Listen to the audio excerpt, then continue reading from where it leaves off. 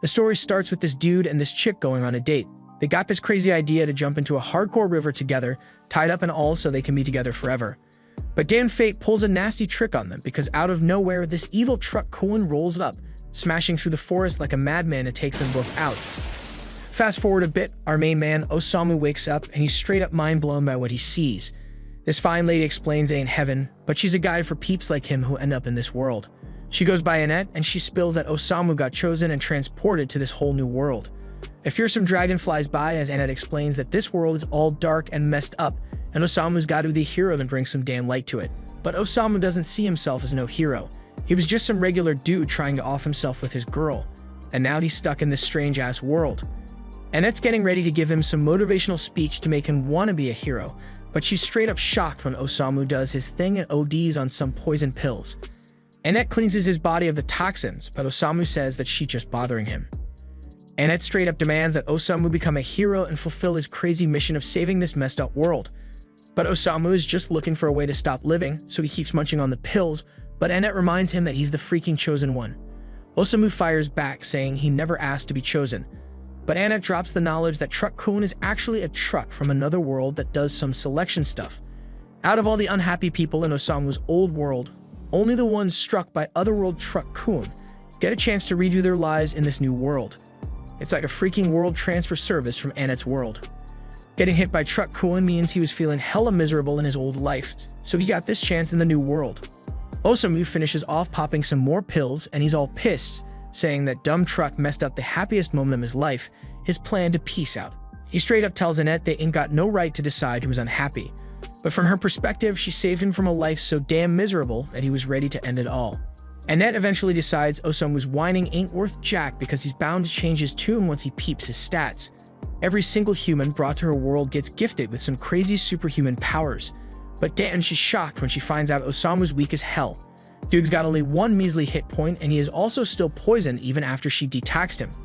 Annette straight up can't believe someone could be this weak, so she goes on a desperate search, hoping to find some special skill or badass ability in Osamu. And damn, she's horrified when she discovers he's got absolutely nothing. She's never seen such a weak otherworlder in her life. Sick as a dog, Osamu tries to bounce, but Annette stops him and finally admits he must have ended up in this world by mistake. She figures that he won't be able to survive in this world, and she's shocked when Osamu finally shows a bit of confidence. He straight up tells her that what she just said sounds more like his real life. Osamu explains that he's always been labeled a failure, no matter which damn world he's in. Annette apologizes again for the screw-up and asks him to stick around for a bit. This world's mad dangerous, filled with monsters and whatnot, so his life's gonna be over the second he steps outside. But Annette's stunned when Osamu tells her not to sweat it because he's looking for his final resting place anyway. The reason she's so shocked is because Osamu is unlike anyone else she's ever met. Annette used to take pride in guiding otherworlders, getting all hyped up to meet them. But soon she realized how stuck up and full of themselves they were. She felt like all she did was kiss heroes' asses all day, so she shut herself off. But now her whole world's been flipped because Osamu's a whole different breed. Osamu gets ready to step into the dangerous new world, but Annette begs him to at least choose a profession first. Dude straight up declares he doesn't need a profession because he's born a Dan writer. And with that, he bids farewell to the girl with the beautiful ears. As he leaves, Annette dramatically declares that she finally gets it. The thing she's been waiting for all along was for this man to enter her life. Outside, Osamu realizes he can't read the writing in this world, but he knows there ain't gonna be any cafes for him to chill at. Suddenly, a voice pops into his head, announcing that he scored 5 experience points for discovering a new area. Osamu wishes that annoying voice would shut up because he's got migraines and all. But then an even louder voice declares that Osamu leveled up to level 2. Just then, a tree comes crashing down and a girl screams as she gets attacked by a monster. She pleads with Osamu to help her because he's an adventurer, but Osamu just stares at her, thinking about how people in this world got some funky ear shapes.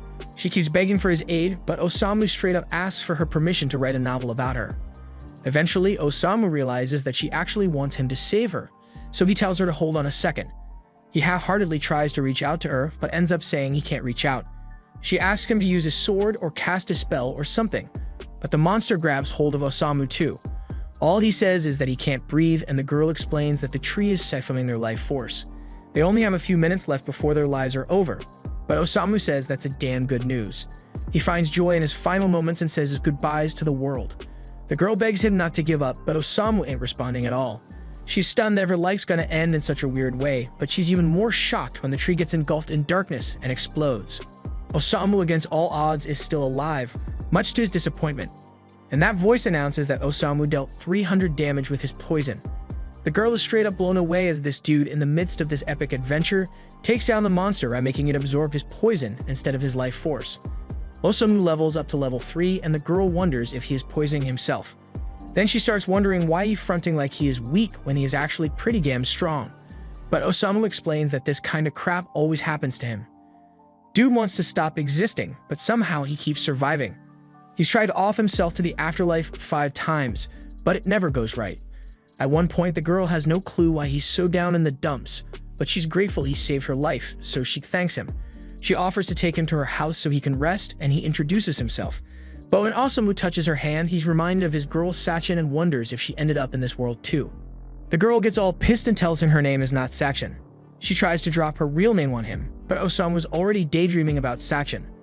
The girl gets hella frustrated because he's straight up ignoring her, but he got a legit reason. Osamu just found a purpose to live in this new world. He goes over his last memory with his girl and declares that he's gonna find Sachin wherever she is in this world. His declaration ain't exactly what it seems because he wanna find her so they can commit double unalive again. Meanwhile, Annette is praying to the god of her world, hoping they protect Osamu. She also wishing to meet him again someday, and her wish comes true when Osamu comes back. She couldn't be happier to see him, but she's straight up shocked when his new cat girlfriend is there too.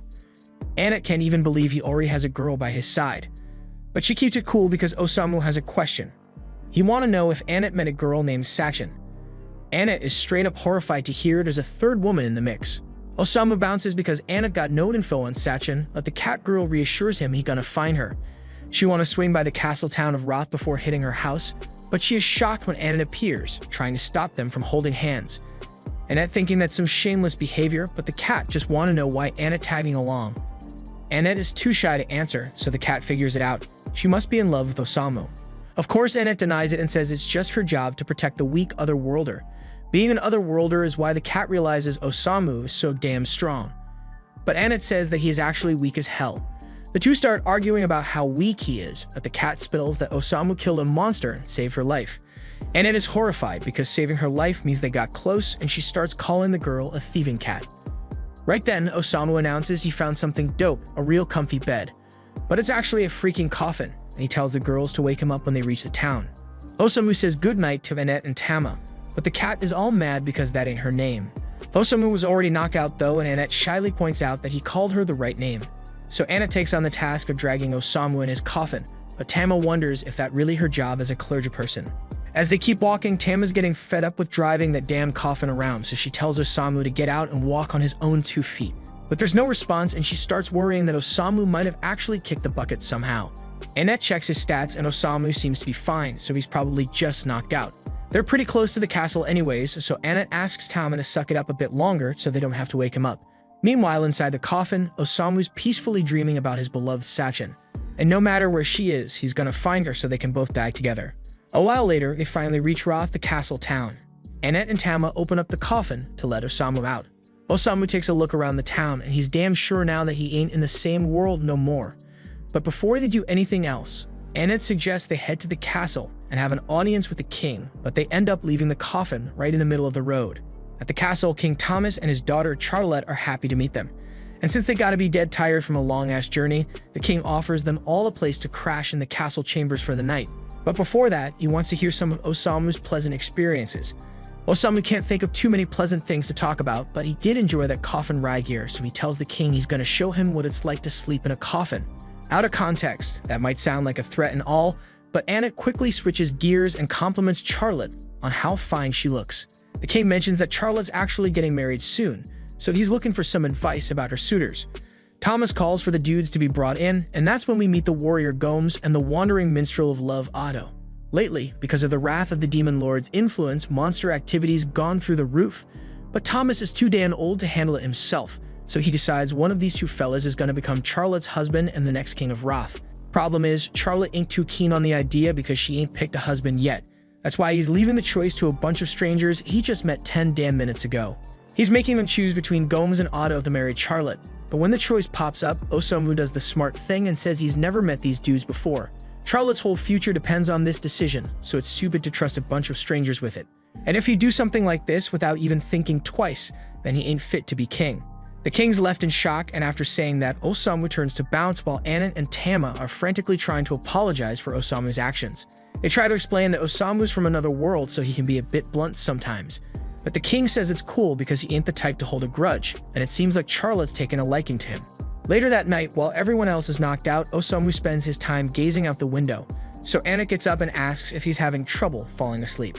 Osamu tells her he just never sleeps well. Annette wants to seize the moment to learn more about Osamu, so she asks him to spill about Sachin. But then she peeks a tail popping out from under Osamu's sheets, so she yanks off the covers and sees Tama snoozing on Osamu's thighs. She ain't having none of that shenanigans unless she's the one sleeping with Osamu, so she grabs a pillow and smacks Tama to wake her up. Tama defends herself, saying it's chilly and she's part cat, so it's totally normal for her to snuggle up to people for warmth. While Annette and Tama keep going at it over this, Osamu gets up and dips out of the room because of all the ruckus. And as he steps into the hallway, he notices a dope-ass light. So he steps outside to peep the lake, and wouldn't you know it, Charlotte's chilling there too. When she spots Osamu, she invites him to vibe with her and enjoy the lake because it's a beautiful night. Osamu agrees, saying the place is so damn beautiful that it makes him feel like he wants to take a forever dive in the lake. Charlotte's shocked to hear him say that and asks if Osamu's got enough problems to make him one off himself. But from what Osamu's seen so far, Charlotte seems like way more trouble than him. After a bit of silence, Charlotte opens up to Osamu, spilling that she can't make up her damn mind about Gomes and Otto. Gomes just got to the castle, but he's already the most dependable soldier they got. And her dad believes in Gomes' strength, so she thinks she should probably go with him. But Otto has been her homie since they were kids, and whenever she felt down, he read her a song and play it to lift her spirits. She doesn't know if she should choose a hubby she loves or one who'd be the strongest king for her dad's sake.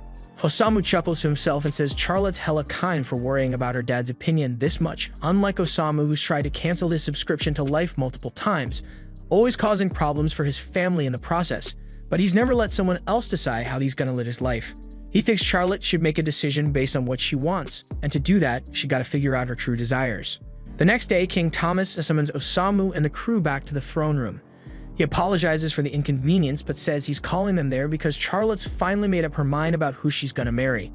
He wants them to be witnesses to her choice. Annette is convinced Charlotte's gonna pick Gomes because she's likely to put the kingdom's needs before her own. Tama, on the other hand, thinks Otto's a way better match for her. Thomas tells Charlotte to walk up to the man she's chosen and speak her vows to him. So Charlotte starts walking, but instead of going to Otto or Gomes, she grabs Osamu's hand and says she wants to drown in the lake with him. Nobody can believe their ears, especially Annette, who collapses to the ground. Charlotte goes on to explain her reasons, saying that after talking with Osamu last night, she thought long and hard about who to choose, and that made her realize something. At first, she was leaning towards picking Otto because he always sang to her when she was feeling down. But now she remembers he'd sing to her even when she wasn't sad. He was even singing last night, and he never said he was in love with her. So he probably just wanted to perform his latest song for someone, and Charlotte happened to be there to listen. And as for Gomes, he's a no-go because he stinks something fierce. The king straight up be asking Charlotte to think again and choose a damn husband. But that's some crazy-ass shit to worry about because she already said she wanted to die with Osamu. Charlotte ain't taking none of that and snaps back at Thomas, telling him it was a dumbass move to force her into marrying someone without even asking for her opinion, like she never even wanted him married in the first place. Thomas never took a moment to consider her damn feelings, but Osamu, he actually gave a damn about what she thought and respected her decision. Now, Osamu is why Charlotte picked his ass, but before he can respond, Gomes takes off his helmet and says he never would have thought his cover would get blown because of his stench. Then he transforms to his true form as a servant of the Dark Lord and starts spilling that he planned to snatch up this kingdom by becoming its king and handing it over to the Dark Lord. But that shit's all ruined now that Charlotte saw through his disguise. Osamu looks at Charlotte and asks if she figured out Gomes was a freaking demon, but she ain't got a freaking clue. She just said he stank because he really does stink. That means Gomes blew his cover for no good reason, but he ain't ready to admit he messed up. Now that his cover's blown, he says he'll just kill them all. This is the kind of situation where a badass priestess would be hella useful, but she's still knocked the hell out. Tama tries to wake her up while Gomes is busy dealing with the guards.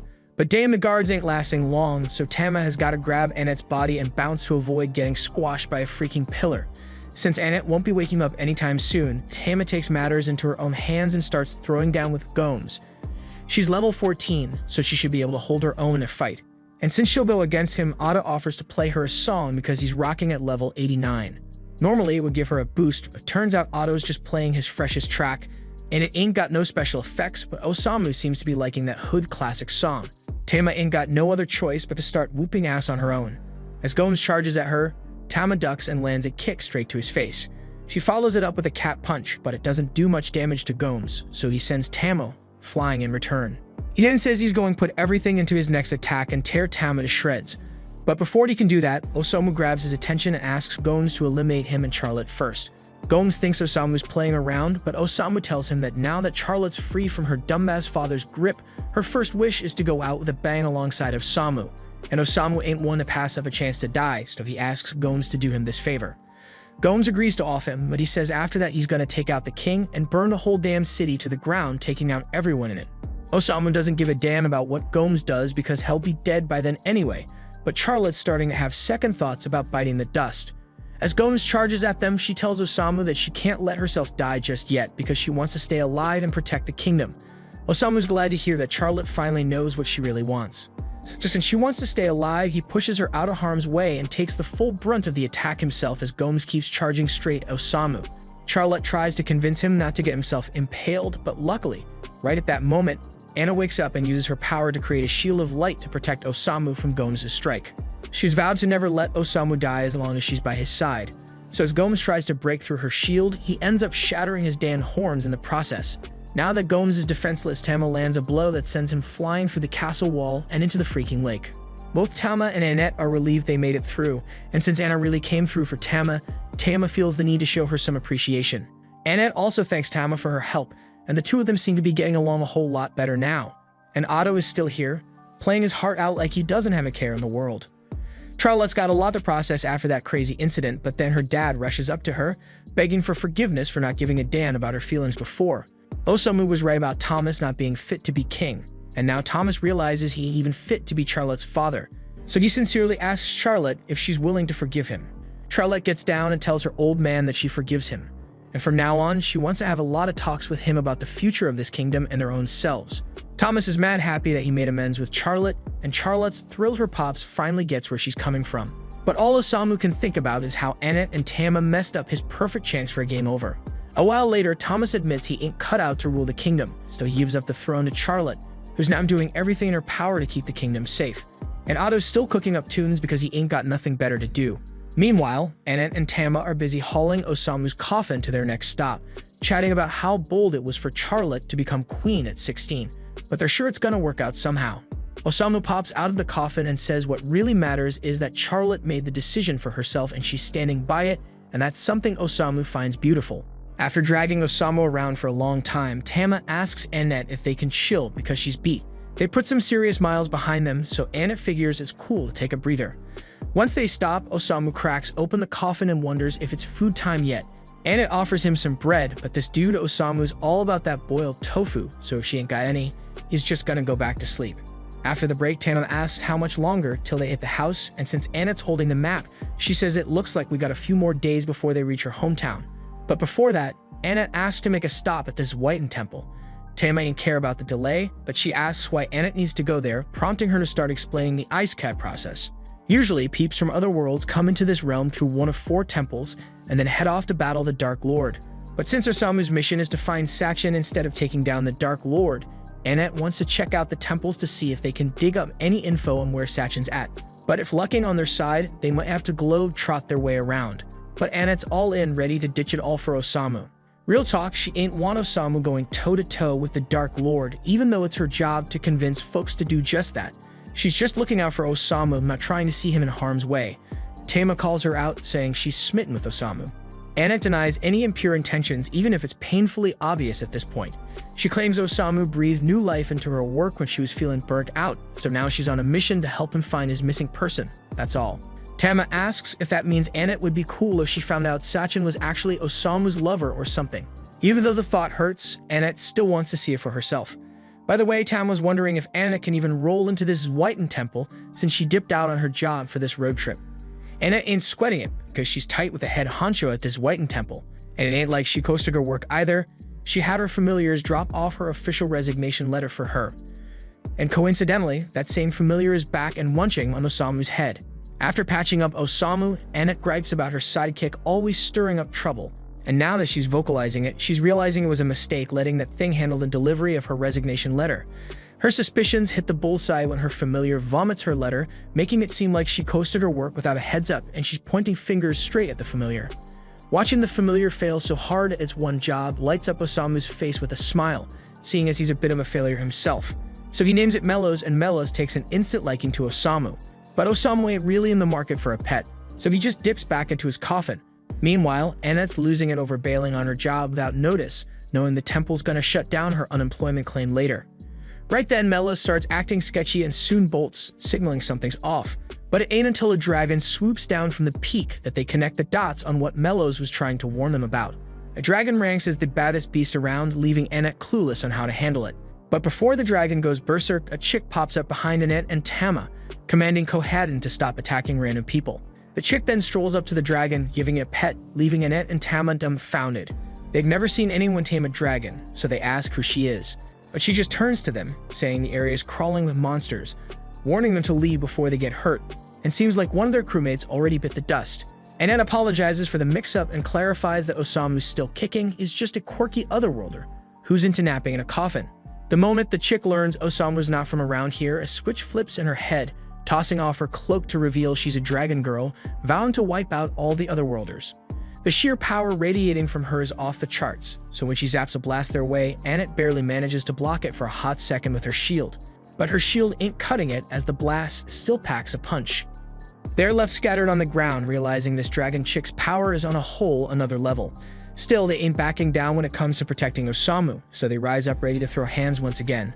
But this dragon girl ain't having none of their interference, so she brings down heavy pressure, forcing them back to the floor. While they're pinned, she stands over them, letting Annette peep the mark on her neck, a mark Annette knows is that of the wrathful Dark Lord. This Dark Lord's about to end Annette and Tama, but before she can do the deed, Osamu steps up, telling her to chill with the violence towards the others. He tells her she's got beef with folks from other worlds, and that means the one she's after is him. Osamu tells her she can do whatever she pleases to him, and since he ain't resisting, the Dark Lord agrees to leave the others be. In a split second, she punches right through Osamu's chest. As he hits the floor, this Dark Lord declares herself as Waldelia, telling Osamu to rest in peace forever. But as she's bouncing, Osamu gets back up, laughing at the fact she actually stabbed him. He can sense the hate in her because he once felt the same, even had thoughts of stabbing someone. Dude went as far as penning a threatening letter back in the day, so he knows how it feels to be consumed by hate. Waldelia is getting spooked now, but Osamu keeps pushing closer and touches her cheek, dropping that dying man charm. He says he's down to hear her story, but Waldelia ain't falling for his game that easy. She calls for her ride Kohaden to scoop her before things escalate. Once she dips, Osamu hits the ground again, because his chest wound is still wide open. But Mellows ain't gossing just yet, finally pulling his weight and hauling them to the temple. Isha sees Annette's messed up, rushing to her side. But Annette asks her to take care of Osamu first because he's in worse shape. Isha sees it's really bad, so she calls for every potion and priest available to help Osamu recover. The next day rolls around and Osamu's back on his feet, but he ain't cool with that. So the first move he pulls is snagging a bottle of poison to drink. While he's on that mission, Annette gives props to Isha for all her help and promises to return the favor down the line. Annette then drops a question about this otherworlder named Sachin to Isha, but Isha's drawing a blank on that name. Isha figures Sachin must be posted up at some other temple. More importantly, Isha asks Annette why she's suddenly rolling with an otherworlder. She was shocked when she heard Annette bailed on her work, but deep down she's low-key relieved because she knew Annette was too soft-hearted for that line of work. But Isha ain't down with Annette teaming up with an otherworlder because she's seen firsthand that most of them are just shady characters. These folks get divine gifts to take down the Dark Lord, but they all call their gifts as overpowered skills and use them for dumb shit like starting a failing rap career. One of these jokers is called Kotaro, and he was unfortunately given the power to destroy the world's economy by mass-producing gold coins like crazy. He tries to charm the girls by offering to buy them whatever they want in exchange for a good time, but Isha ain't having it. She tosses his gold right back to his face and tells him to bounce because she's in the middle of a serious chat. Kotaro was a headache, but he kinda proved his own point that otherworlders aren't good people. Annette tries to vouch for Osamu, claiming he's not cut from the same cloth as the rest of them, but Isha ain't buying it because Osamu's vibes scream trouble. Isha warns Annette that sticking by Osamu will lead to ruin, but Annette stands firm that Osamu ain't a bad influence because she's seen herself change for the better since linking up with him. But Annette's defense about Osamu being a positive force takes a hit when he rolls up asking for cash to score drugs, and she gladly hands him whatever he needs. Isha starts thinking Annette might be too deep in the mix if she's already this tied to Osamu. Isha's at least curious about Osamu's gift, but she's thrown for a loop when Annette spills that Osamu ain't got no gift at all. Even though he ain't got no gift, Osamu still put himself on the line to shield Annette and Tama from the Dark Lord.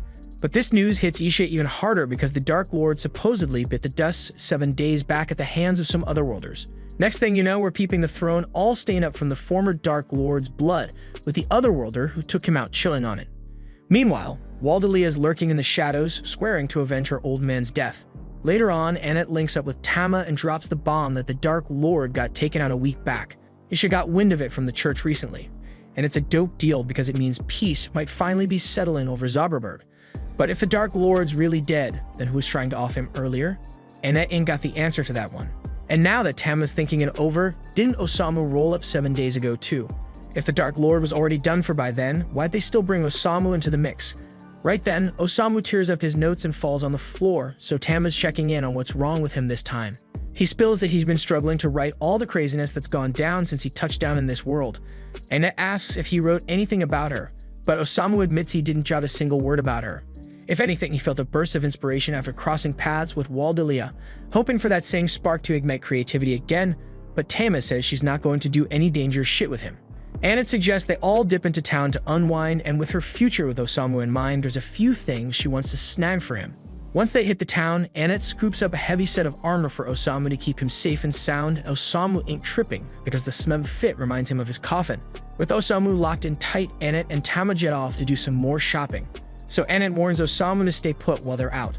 A while later, Yisha's walking through town when she spots a crew of kids gathered around a massive suit of armor, and she's shocked to find Osamu snugly sitting inside. Rushing off the curiosity about why he's rocking that heavy gear, Yisha drops the bomb that she's got something to chat with Osamu about. She lays it down that from here on out, Annette's leaving with her because she's convinced sticking with Osamu will only lead to misery. Yisha orders Osamu to cut ties with Annette immediately. But Osamu just flashes a smile and tells her that it's Annette's call whether she stays with him or not. Yisha can't make that call for her. Plus, how can Yisha be so certain Osamu's gonna bring Annette down when she knows any shit about him? And just because he's an otherworlder, Yisha's jumping to conclusions that Annette's better off without him. Right then, Misha catches a weird sound, and as she goes to check it out, she catches Kotaro bringing in another otherworlder called Suzuki to the scene. Suzuki spills to the crowd that the Dark Lord finally got taken down, so the whole crew starts cheering for the otherworlders, who set them free from the Dark Lord's grip. But Suzuki corrects them because he ain't calling it freedom. It's more like they got a new boss in town. He declares that from now on, the otherworlders are running the show, and he's taking charge of the town, so he demands everyone bow down to him. Just then, Kotaro spots Annette and calls her out for being one of the elves who smacked his face with coins. So Suzuki jumps up and starts barking at her for laying a hand on an otherworlder, and he's making it crystal clear that she won't be pulling a stunt like that again. After placing his hand on Annette's head, Suzuki activates his skill, and within moments, Annette's eyes go dark as she falls completely under his control. Tama notices something seriously wrong, and realizing Suzuki has messed with Annette, she grabs Kotaro by the jacket and demands to know what happened. Kotaro just smirks and tells her there's nothing she can do now that Suzuki's skill is in play, and he breaks it down that anyone Suzuki touches becomes his mindless puppet. Tama is furious and threatens to beat Kotaro senselessly until he gets Suzuki to fix Annette, but before Tama can even lay a finger on Kotaro, Suzuki casually places his hand on her head and turns her into another obedient puppet. Things are getting way out of hand. Then Nisha finally shows up, furious at Suzuki for abusing his powers. She taught him to use his abilities for good, not to enslave people. Suzuki, however, couldn't care less about Isha's disapproval because he's the one holding all the cards now. Since Isha and the townsfolk are trying to oppose him, he decides to completely wreck the town to make an example out of it. He plans to rebuild it as a fortress where no one will dare challenge him again.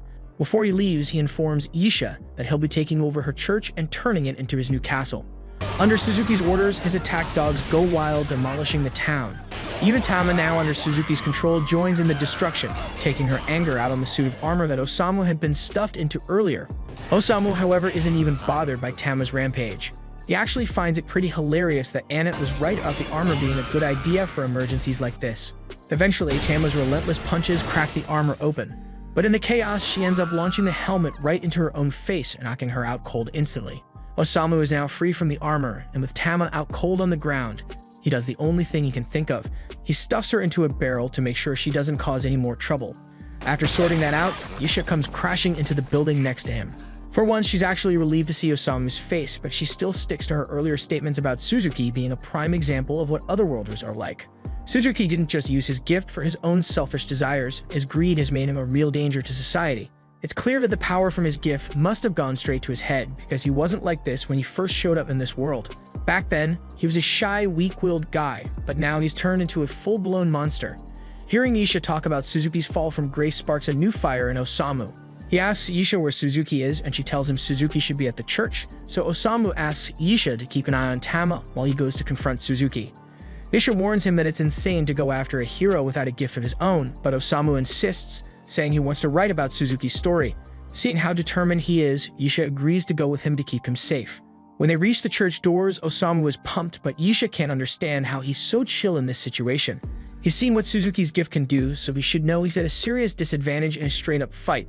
If he barges in without a plan, she tells him he'll be shredded by Suzuki's beasts. But before she can say more, Osamu pulls out a bottle of poison from his sleeve. Yisha is impressed, thinking Osamu plans to use the poison on the beasts, but to her shock, he chums the whole bottle in one go.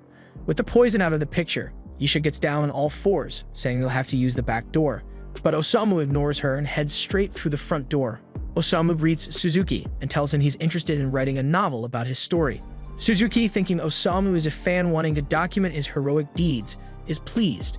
But Osamu drops the bombshell that the novel he wants to write is about a loser who was given way more power than he deserved and ended up becoming a total jerk. Suzuki's feeling massively disrespected, so he orders his pack of dogs to tear Osamu apart. Osamu's just standing there like he's on vacation, so Yisha jumps in to defend him.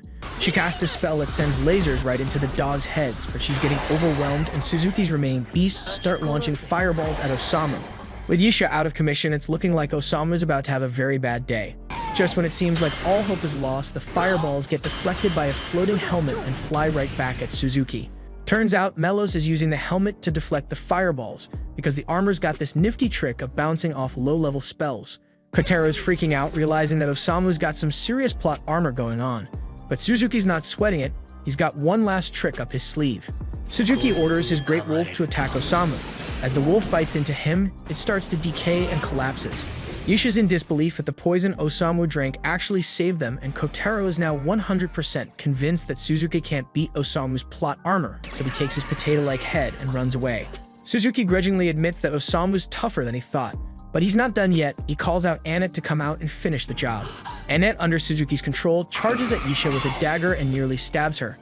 Yisha, not wanting to fight Annette, figures it's best to retreat for now. But Osamu's not having any of that. He believes Annette's strong enough to shake off the mind control. Suzuki laughs, saying his mind control is unbeatable, and that Annette's doomed to be his slave for life. Still, Osamu is confident Annette can overcome it. He walks right up to her and tells her she doesn't have to obey Suzuki's orders. It seems Osamu's words are getting through because Annette starts hesitating, trying to resist stabbing him. Suzuki's fuming, using all his power to force her hand, but Annette, through sheer willpower and a flashback, manages to break free of the brainwashing by stabbing herself in the leg. The pain snaps her out of it, and she collapses into Osamu's arms. With Annette back to her old self, Osamu asks Yisha to treat her leg wound. Yisha starts to realize she might have misjudged Osamu as a person. Suzuki's realizing his ability isn't all-powerful anymore, and he's starting to sweat, knowing he's going to be held accountable for all his war crimes. He's freaking out, knowing he's about to get served some serious justice from all the people he's messed with. He's looking around, desperate for a knife to end it all. But just as he's about to give himself to the afterlife, Osamu swoops in to stop him. Not because he gives a damn about Suzuki's life, but because he's not done with his story yet. He wants Suzuki to spill everything about his past life, so with nothing left to lose, Suzuki starts pouring out his backstory. Suzuki was just your average high school kid, constantly bullied by the bigger guys. He was super timid and weak and never stood up for himself. He even thought about jumping off a roof to escape his bullies, but chickened out in the end. One day, a drunk old man bumped into him and started shouting like it was Suzuki's fault. Suzuki was pissed, but still didn't have the guts to fight back, so he was basically a walking target for truck porn. Next thing he knows, he's yanked into this world and greeted by Yisha as the so-called hero, supposed to take down the demon lord. From there, he was left to fend for himself, grinding his way through battles with wolves and eventually turning them into his loyal minions. With his new crew, he took down some heavy-duty monsters. He thought things were finally looking up for him. But as he walked through the town, he realized that even with all this new power, people still treated him like a nobody, just like back on Earth. The thought of getting bullied again pushed him to his breaking point. He'd suffered endless torment on Earth, and now he's being hailed as a hero here. But he had no real motivation to save this new world or play the hero role. Even when he tried to act like a villain, he couldn't pull it off. Osamu's digging Suzuki's story because it wraps up his novel nicely. It's about a pitiful guy who could never be a true hero, stuck as a villain due to his own weakness, an outcast no matter where he goes. So Osamu decides to call the novel Isekai Shikaku. As he names it, pages from the novel start floating around Suzuki, making it all kinds of surreal. Then Osamu thanks Suzuki for the story, saying it helped him finally write something he's actually cool with. But he's still not calling it a masterpiece, so he grabs a page from the novel and rips it to shreds. As he does this, a magic circle pops up beneath Suzuki. Isha and Annette recognize it as the summoning circle they use to bring heroes to this world. But this time it's working in reverse. In a flash of light, Suzuki is sent back to Earth.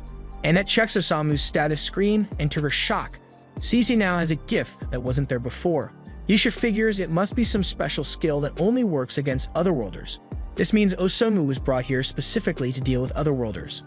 After Suzuki vanishes, Osamu collapses, bummed that he couldn't create the masterpiece he was aiming for. He's completely unaware of the power his writing has, and he starts wondering what happened to Suzuki. With Suzuki gone, all the monsters under his control chill out and start leaving the town. Tama finally gets herself out of the barrel, but she's scratching her head, not even sure why she was in there in the first place. With everything going back to normal, Isha figures Osamu deserves a reward for saving the town from Suzuki. So at his request, she has a customized coffin made for him. Annette thanks Isha for all her help, but before she heads out, Isha wants to have a serious talk with her. She says it's likely Osamu is a huge hero in this world, which means traveling with him is gonna be insanely dangerous. But Isha's seen Annette's willpower and thinks she can handle whatever comes her way, so she asks Annette to back up Osamu as best as she can. After that, the group is set to continue their journey, with Tama and Annette grabbing the ropes to haul Osamu's coffin. Before they leave, Isha has one more question for Osamu. She's been mulling over Suzuki's downfall. Suzuki was a decent guy before he got his powers and came to this world, so Isha wonders if he turned bad just because he was summoned. Osamu's got a different take. He says while Suzuki's story as a hero here is done, his story back on Earth is still in play. It's up to him to turn things around and make a difference. And then we see Suzuki on Earth after he got a job and decided to change his life for the better. After Osamu and the gang left, Yusha rolled up to the church headquarters to fill them in on what happened. When she arrives, she spots her co-worker, Wolf, sitting around and drinking away his problems. She's pretty shocked he's already hitting the bottle in the morning, but Wolf shrugged it off, saying his job was way more stressful than hers. While Yusha deals with people like herself, Wolf has to handle dwarves, and according to him, dwarves smell absolutely awful. Just as Wolf is about to keep bragging on dwarves, Elton walks in and calls him out. He says it's not cool for Wolf to be spewing racist crap while he's on the clock, especially since he's a bishop. Wolf gives a half-hearted apology but throws some shade at Elton for being a goblin bishop, considering most bishops are elves. Elton isn't fazed and tells Wolf he's acting worse than the dwarves he hates so much. This really sets Wolf off, and he dares Elton to handle dwarves all day and see if he doesn't become a racist too. Right then, Cardinal Miller shows up and tells them to cut the crap and sit down so they can get the meeting going.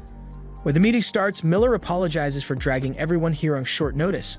He wants to kick things off with updates from each region, but notices someone's missing. Before he can say much more, the missing bishop stumbles in and falls in front of everyone.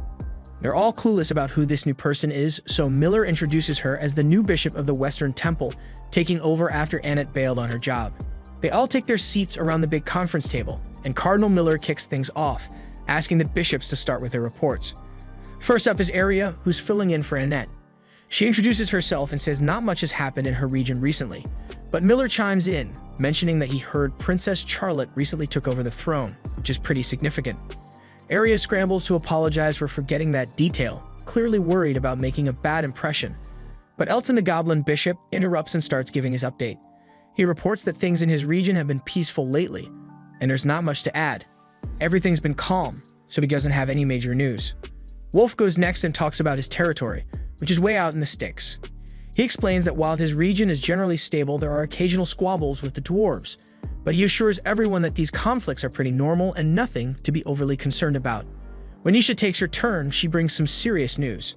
An otherworlder recently went on a rampage in her region and wrecked half of the town of Vale. She's working hard to get the town back to normal, But that's not even the biggest issue. The main reason Miller called this meeting is to address the situation with the Otherworlders. As he mentioned last week, a group of Otherworlders took down the wrathful Dark Lord. Because of this, the Pope has decided to seal the magic circles that link their world to the others and put Truck-kun on indefinite paid leave. Elton is relieved that the Dark Lord is out of the picture, but is still worried. The 7 Otherworlders who defeated him have claimed his former territory and announced they're going to turn Zauberberg into their idea of a perfect utopia. This whole situation is shaping up to be nothing short of a declaration of war, and it's got the Pope seriously shaken. The Otherworlders were initially seen as divine saviors, angels sent from above to rescue this world from doom. The Pope had a genuine affection for them and saw them as key allies. But now it seems they've turned against him, which is a huge blow.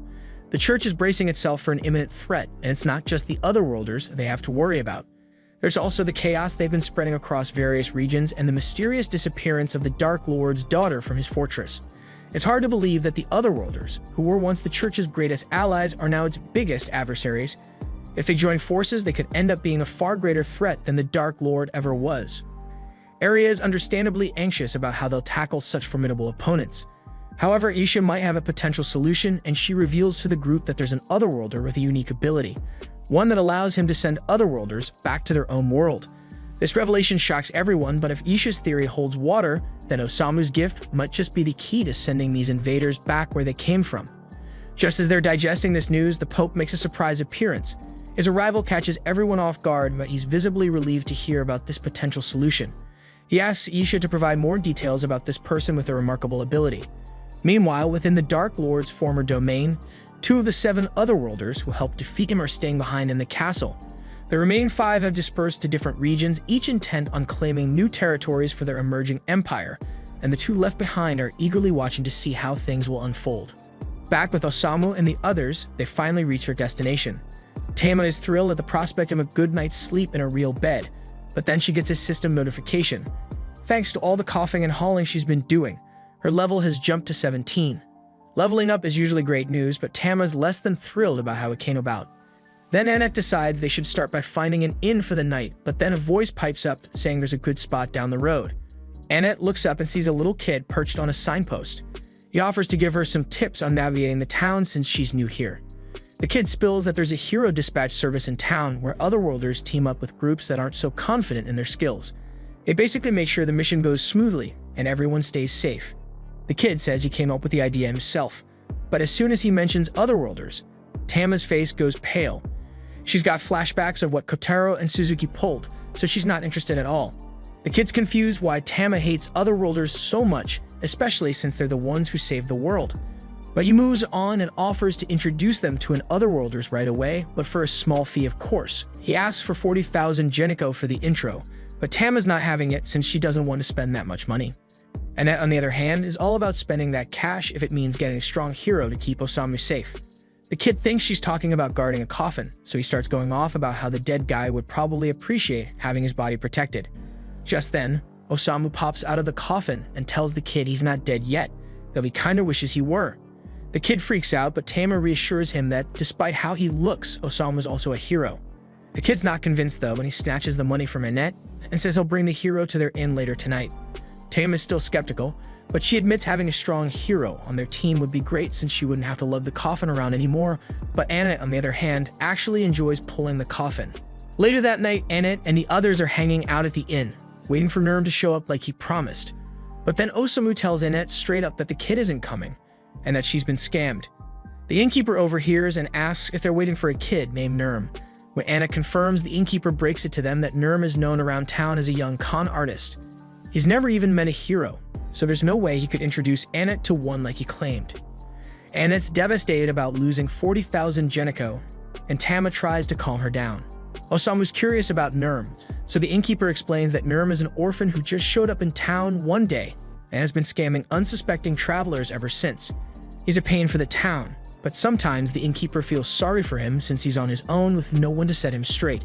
Meanwhile, Nurm is chilling under a bridge staring at the pile of cash he's scammed, but suddenly he gets grabbed by some unknown kidnappers. They drag him to an abandoned shed and start rummaging for his stash of ill-gotten gains. Nurm asks them what they plan to do with him, and the 3 guys have some seriously sketchy vibes going on. Nurm tries to bluff his way out, claiming his hero buddy will get revenge if they hurt him. The guys aren't buying it though. They know Nerm's never met a hero, and as a matter of fact, they're heroes themselves. One of them has this crazy gift that lets him summon a powerful crossbow. Since Nerm's been using the hero name to scam people, this otherworlder decides he's going to punish him with an arrow to the head. Nerm is stunned that the heroes he looked up to are actually scumbags, but he comes to terms with it and braces for his end. Just as the Bowman is about to shoot, Osamu shows up, pushes the guy's hand, and redirects the arrow right into the knee of the metal guy standing next to him. Osamu confronts the villains, telling them they have no right to call themselves heroes when they act so despicably. His words, however, fall on deaf ears as one of the villains with glowing eyes uses his skill to analyze Osamu. To everyone's shock, he discovers that Osamu is an otherworlder as well. This revelation puts everyone on edge as they are unsure of Osamu's powers. Upon closer inspection, the appraiser realizes that Osamu is critically injured, with only 1 point of HP remaining and currently poisoned. This discovery initially calms the Bowman, who now believes he can easily defeat Osamu. But as soon as Osamu hears the Bowman's threat to end him, his interest is piqued and he strides purposefully towards them. The appraiser starts to panic as Osamu's health stats begin to rise rapidly, and Osamu taunts the Bowman to shoot him straight in the heart. Believing this to be a trap, the Bowman decides to retreat, fleeing with his companions. As the villains make their escape, Osamu is left feeling disheartened because he had hoped they would finish him off. Nerm, witnessing the confrontation, asks Osamu if he is a hero. Osamu dismisses the notion, saying he's far from noble. Instead, he describes himself as just a man trying to navigate the harsh world of adults. He encourages Nerm to preserve his innocence a bit longer before he too becomes as corrupted as those otherworlders he despises. Inspired by Osamu's words, Nerm feels a sense of hope, but this quickly turns to panic when he realizes that Osamu has left him tied up and is now out of sight, meaning he'll be stuck here all night. The following morning, as Osamu and the others prepare to leave town and continue their journey, Tama notices Osamu's drowsy demeanor and asks if he managed to sleep well. Annette, recalling that Osamu had slipped away the previous night without saying where he was going, questions him about whether he spent the night with someone. Osamu only remarks that he had an eventful night, leading Annette to worry that another woman might have been involved, causing her to sob over the potential loss of Osamu's affections to someone else. Their discussion is interrupted by Nerm, who insists they need to hurry up and get moving. Tama then recognizes him and immediately demands that he return the money they paid him for the false promise of introducing a hero. Nerm insists he did not lie, claiming that he is indeed the hero he promised, although he admits he isn't particularly strong. The scene shifts to the group on their journey, where Osamu suddenly hears an announcement in his head that he's discovered a landmark called Grun Castle. The voice makes him want to crawl into a hole and die, and Nerm notices his distress and he's a bit concerned. Nerm mentions it to the others, but they brush it off. This sort of thing has become all too common. Tama then casually asks Nerm to take her place dragging the coffin. Nerm isn't thrilled, but he steps in anyway, and soon the city of Grun comes into view.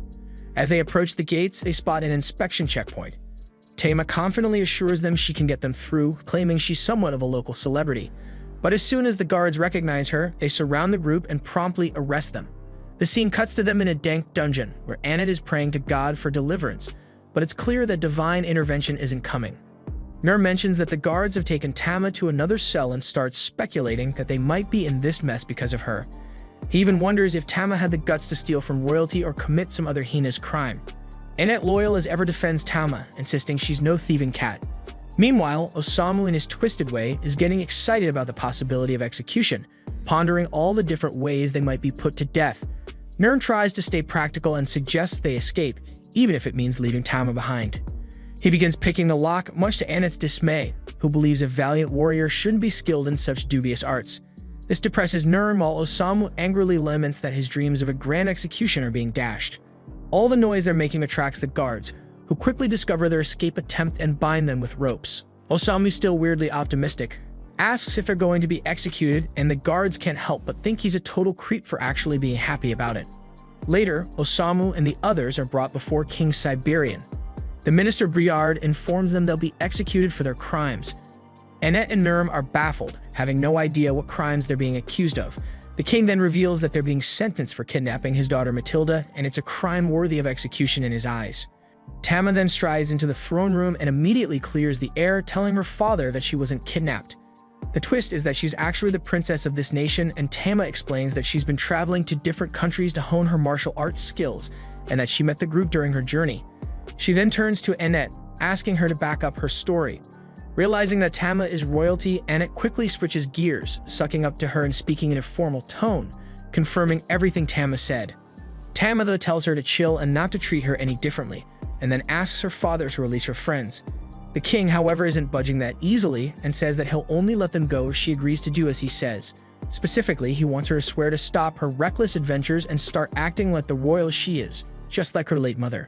Tama isn't thrilled with this at all, but considering her friend's safety, she reluctantly agrees to her father's terms. She tells her friends that this is where their journey together ends and leaves, thanking them for everything. Osamu and the others are then released, and we catch up with them later at a tavern. Nerm is devouring food like there's no tomorrow, while Osamu, still hung up on missing out on his grand execution fantasy, swallows a bunch of poison pills in a depressed daze. Nerm remarks on how shocked he was to learn that Tama is actually a princess, and Annette agrees. She's worried now, realizing she might have been a bit too casual with Tama, and hopes she won't get executed for it. Annette muses about how they've been calling her Tama despite her having a beautiful name like Matilda. Overhearing this, a waitress named Fawn chimes in, asking if they know Princess Matilda. She introduces herself as the lady-in-waiting who used to serve the princess and is curious if they're friends with her. Merrim casually informs Fawn that they were traveling with Matilda up until yesterday when the king hauled her back to the castle. He shrugs, saying it's understandable since she's well a princess after all. Osamu senses there's more to Tama's life than meets the eye, and he's curious to learn more. He wonders aloud if Fawn can shed some light on Tama's story. He mentions that when he first met Tama, she was trapped by a tree monster, and now she's been confined to the castle by her father. He finds her intriguing, despite her royal status. Annette quickly warns him not to dig into Tama's past, reminding him that she's a princess, while Nerm advises him to stop calling her Tama so casually. But Osamu doesn't care about her title. To him, she'll always be Tama. Hearing his genuine sentiment, Fawn agrees to share Matilda's past. Meanwhile, elsewhere in the castle, Tama reflects on the surprise on Nerm and Annette's faces when they discovered she was a princess. She notes that Osamu, in contrast, remained his usual self, and she wonders what they're up to now. Just then, she notices a man standing on the roof of the throne room, and suddenly, the roof collapses. The king rushes to see what's happening and finds a man casually sitting on his throne. The man expresses excitement at the thought of tasting demi-woman flesh. The king demands to know who he is, and the man introduces himself as Kaibara, claiming to be one of the 7 heroes who defeated the Dark Lord and saved the world. However, he now goes by the title Fallen Angel of Gluttony, and the king realizes with horror that Kaibara is one of the infamous 7 fallen angels. The king is shocked and wonders why Kaibara has come here. Kaibara calmly explains that he intends to devour the entire nation. Sensing Kaibara's overwhelming power, the king realizes that he is gifted. The soldiers accompanying the king refuse to let Kaibara have his way and charge at him. But Kaibara, using his gift, summons enormous fangs that devour the soldiers. He chews them thoroughly, but he's unimpressed by their taste, explaining that he's rather particular about what he eats. He then tells the king that he has a preference for the flesh of women, especially the tender meat of a demi-woman. The remaining soldiers are visibly angered by Kaibara's arrogant demeanor, but the king orders them to hold back, and Briard realizes that the king himself is preparing to fight. The king declares that Kaibara won't leave the throne room alive and readies himself for battle. Kaibara is thrilled at the prospect of facing a warrior king and tries to devour him with his monstrous fangs. However, the king skillfully fights off the attack and strikes back with a powerful thunder-based martial arts technique. But to the king's shock, the attack has no effect. Kaibara laughs, explaining that while such a blow would have killed a normal person, his body is currently as tough as steel since he recently devoured a bunch of golems. Unfazed, the king begins to prepare his ultimate technique. Seeing this, Briard realizes that the king intends to eliminate Kaibara rather than capture him. The king confirms this, stating that a bastard like Kaibara doesn't deserve mercy after slaughtering his men, so he vows to destroy him with a single decisive strike. But just as he's about to unleash his attack, Matilda enters the room. Kaibara's eyes light up with twisted excitement as he finally lays eyes on a beautiful demi-woman, and Matilda's heart sinks in terror as she recognizes him as the monster she had sensed before. Determined to fight, she tears her skirt to prepare herself for battle, but her father sternly orders her to stay back, telling her that she can never replace Leon. Back at the tavern, Fawn reveals that Matilda once had a twin brother named Leon, who was the crown prince destined to inherit the throne. With Matilda's kindness and Leon's valor, everyone believed that their nation was headed for a long era of peace. But 10 years ago, tragedy struck when a storm caused a cave-in, killing Prince Leon and the Queen on their way back to the castle. The king was devastated by their deaths and fell into a deep depression. Matilda was unable to bear seeing her father so broken, so she made a bold decision. She asked to have her hair cut to look like Leon's and vowed to take her brother's place, hoping to ease her father's pain. But instead of bringing them closer together, this act only deepened the rift between them. Back at the castle, the king tries to warn his daughter that her martial arts skills won't be enough to defeat Kaibara, but Matilda is offended and recklessly charges at him. Kaibara is almost amused and nearly devours her with his twisted gift, but the king intervenes, sacrificing his right arm to save her. Kaibara, curious about the depth of parental love, expresses disappointment, noting that the king won't be able to unleash his ultimate technique with his arm in such a state. To taunt them further, he shows Matilda her father's severed arm in his mouth, enraging her. She attempts another attack, but Briard steps in, knocking her unconscious and swiftly fleeing with her. Frustrated that his meal has escaped, Kaibara decides to save her for later, shifting his focus back to how he should enjoy the king. Meanwhile, back at the tavern, Annette thanks Fawn for sharing Tama's story. Nurm asks Osamu what he's been scribbling, but before he can answer, Briard bursts in, relieved to see Fawn. Carrying the unconscious Matilda, he reassures them that she's only fainted and explains that they barely escaped with their lives. The castle of Grun has fallen to an evil otherworlder who appeared out of nowhere. Suddenly, a loud blast echoes from the direction of the castle, and the citizens of Grun witness their captured king displayed for all to see. Kaibara, now standing before them, introduces himself as their new ruler. With a twisted smile, he assures them that there's no need to worry, promising not to oppress them. Instead, he reveals his true horrifying intentions. He only wants to feast on the flesh of demi-humans, specifically targeting women and children. The men, he says, can continue working as usual. One brave soul hurls a rock at Kaibara, but he's swiftly consumed by the monster. Kaibara, feigning surprise, admits that perhaps it was misleading to claim he wouldn't eat men. Now that they've angered him, he declares that the men will be on the menu too. As panic spreads and the demi-humans attempt to flee, Kaibara coldly informs them that it's pointless. He's already stationed Dark Lord's former minions throughout the town to prevent any escape. With a chilling laugh, he promises to see them all at the dinner table before retreating back into the castle. Osamu is totally hyped by this unexpected twist, thinking Tama is the ultimate tragic heroine. First, she was held captive by her own father, and now she's the princess of a fallen nation. But he knows Tama isn't the type to just roll over and accept this fate. He urges her to wake up and take control, to show him how her story really plays out. In the meantime, we see Tama dreaming of her mother, who tells her something important to always remember. Tama wakes up suddenly and realizes she's in Fawn's house. She steps outside, surprised to see her friends there, and asks what's going on. Briard breaks the news that Kaibara has taken over the royal capital and is literally trying to eat the citizens. Tama is so furious now and tries to bolt for the castle, but Briard holds her back. She insists she needs to stop Kaibara, but Fawn also steps in, warning her that she doesn't stand a chance, especially since even the king was defeated. Tama is still fired up, points out that her father lost because he was trying to protect her. She feels it's her responsibility to protect the nation in place of her late brother. She's adamant this is her fight, but Annette jumps in, mentioning the tragedy of the Clolan Pass. Fawn's earlier story made her recall the event that claimed the lives of 2 royal family members a decade ago. Annette admits she had no idea that those lost were Tama's mother and brother, but she remembers how the entire country mourned their deaths. Annette continues, saying that this shows just how much the royalty is loved by the people. If it were to lose Tama too, all hope would be lost. She asks Tama to let them handle this fight, hinting that they have a secret weapon for dealing with otherworlders. Osamu then rallies Annette, Nurm, and Melos, telling them it's time to move. As the 4 head off the castle, Briard looks at Matilda and says she's got some really good friends. The scene cuts to Osamu and the crew of the castle, where they run into 2 ogres guarding the gate. The ogres casually mention that they've been ordered to kill anyone who crosses their path. Annette steps up, ready to fight them solo, but Osamu interrupts, stepping forward with a wild idea. He calmly tells the ogres that they're not here to fight, they are here to be eaten. Osamu explains that he was deeply inspired by the king's speech earlier, revealing that he's always been obsessed with thoughts of death and how he might go out.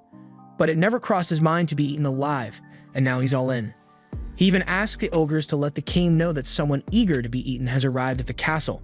The ogres, baffled, exchange looks, probably thinking Osamu is some kind of deranged freak. Meanwhile, Osamu grows impatient, annoyed that they're delaying his grand exit. Fast forward, and Osamu and the others find themselves locked in a cell yet again. Annette is desperate and prays for divine intervention, but when nothing happens, she begins to lose faith. Osamu is surprisingly calm and tells her to chill out. Death is just part of the plan, but now isn't his time to go. He turns to Nurm, instructing him to pick the lock. Meanwhile, the scene shifts to Briard bringing some soup to Tama back in town, only to find her room empty. Back at the castle, Kaibara is flipping through a register, deciding who to eat first. Then the gatekeeper ogres arrive, informing him about the strange human who actually wants to be eaten. Just then, Tama bursts in after having dealt with the gatekeepers, and Kaibara grins with satisfaction. His meal has come to him willingly. Tama suddenly recalls her childhood, sitting on a tree branch watching as her father trained her brother Leon in the art of fighting. Leah, despite being naturally gentle and hating the very idea of violence, was pushed into learning how to fight. Tama, on the other hand, was a fiery tomboy, burning with the desire to learn those very same skills. But every time she asked to join in, her father would shut her down, telling her to get back to the kitchen with her mother, as if that's where she belonged. Stepping back to the present, Tama swore to herself that today she'd prove her strength to everyone, while Kaibara grinned from ear to ear, thrilled to see her, knowing she walked right into his trap the moment he used her father as bait. Rising from his throne, he taunts her, stating he loves to play with his food, and kicks a demon lying at his feet straight at Tama. She barely dodges the body, horrified at the sheer power behind his attack. But it was all just a distraction. In a flash, Kaibara closes the distance and unleashes a brutal electric attack on Tama, sending her crashing into the wall. She's stunned because this was her father's ability, so Kaibara starts laughing like the sadistic monster he is, revealing that his secret ability is gluttony, which lets him use anyone's powers after tasting them. And now, he plans to tear her apart using her father's skills before eating her alive. Meanwhile, Osamu and his party manage to escape the prison and navigate the winding halls of the palace. Annette asks if Osamu has a plan, but instead of heading straight for the throne room, he leads them into a different chamber, one that belonged to the queen when she was alive. He makes a beeline for the dresser and tries to open the drawers, only to find them locked. Nern, frustrated, urges him to stop wasting time and focus on saving Tama. But Osamu, ever the charmer, flatters Nern, saying that the team once again needs the services of a valiant warrior. Nern, now in high spirits, eagerly opens the dresser, revealing a hidden book inside. Back in the throne room, Tama struggles to stay on her feet under Kaibara's relentless assault. He's too fast, too strong, appearing behind her in an instant and delivering a brutal kick that sends her flying. And before she can even react, he's above her, driving her into the ground with a bone-crushing elbow. He laughs, mocking her, telling her that her martial arts are nothing but trash and that she'll never be able to defeat him. But as Tama lies there, battered and bruised, she remembers her brother Leon, how he trained tirelessly, never giving up even though he hated fighting. Summoning every ounce of strength, she forces herself to stand again, despite her father's desperate pleas for her to retreat, knowing the gap in their power is too vast. Kaibara, on the other hand, is practically drooling with excitement. Her resilience only makes him more eager to taste her flesh. His twisted mind flashes back to his previous life, where he was a spoiled brat, born into a world of unimaginable wealth. His parents indulged his every whim, showering him with 5-star meals and luxuries, but none of it filled the gaping void inside him. He grew up a sociopath, numb to everything, craving something, anything, to make him feel alive. So one day he snapped, attacking a maid with a fork just to see what it felt like. His bodyguards had to drag him off her, but thanks to his rich parents, he faced no consequences. His life continued, empty and pointless, as he wandered the city in his Speedo, beating homeless people for sport, thinking they should just build a home if they didn't have one. Luckily for the world, Truck-kun did everyone a favor and sent this psycho to another world. But even here, Kaibara remained a complete maniac. He laughs maniacally, declaring that he'll devour this entire kingdom until there's no one left to consume. He lunges at Tama, jaws wide open, ready to tear into her, but suddenly, his jaws freeze in place and we see Osamu standing in front of Tama. Kaibara eyes Osamu with a mix of confusion and disdain, wondering who this strange-looking man could be. Osamu then casually insults him, saying Kaibara's story is even worse than Shadowhunter's, a low blow that clearly gets under Kaibara's skin. Kaibara gets ticked off by this and tries to snap at Osamu with his jaws, but to his shock, he finds his jaws unable to move.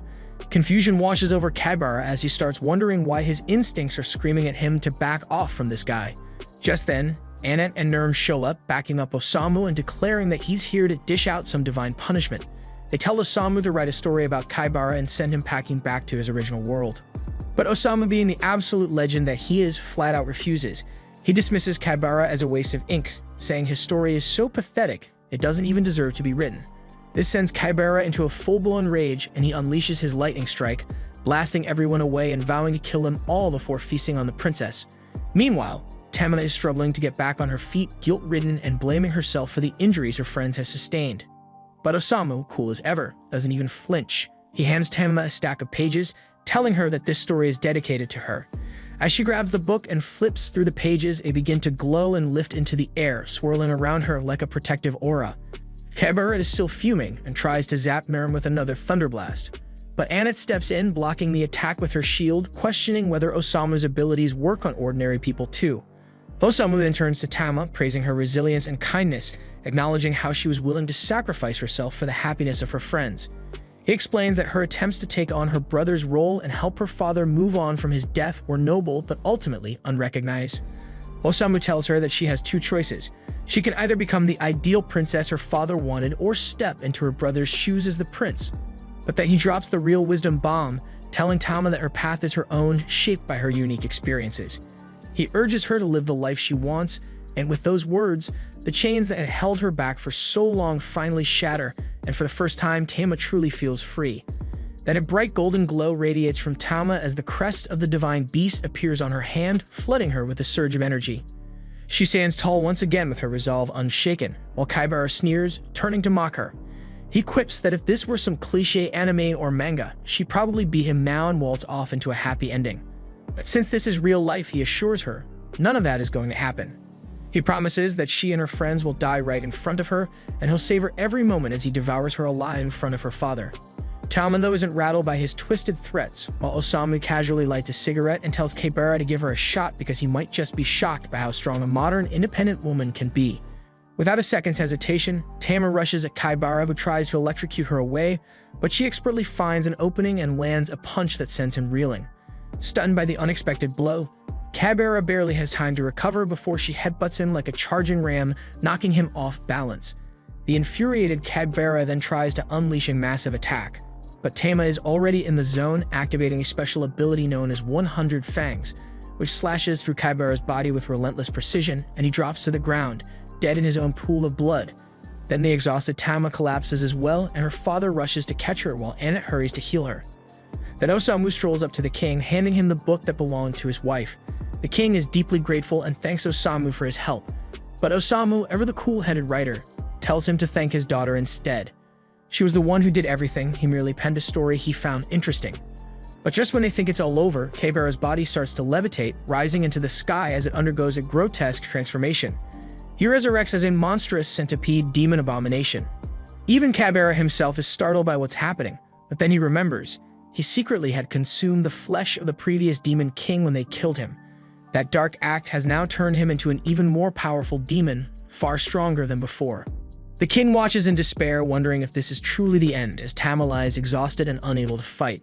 Just as Kaibara prepares to strike, his head is suddenly cleaved clean off by a swift blade. Everyone's eyes widen in shock as the daughter of the previous demon king, Waldelia, steps into view. The entire room freezes in shock, the king himself wondering what on earth is going on today. Waldelia, however, pays them no mind and walks straight up to Kaibara's twitching body, and when he recognizes her, he starts mocking her, bragging that her father was a tasty meal.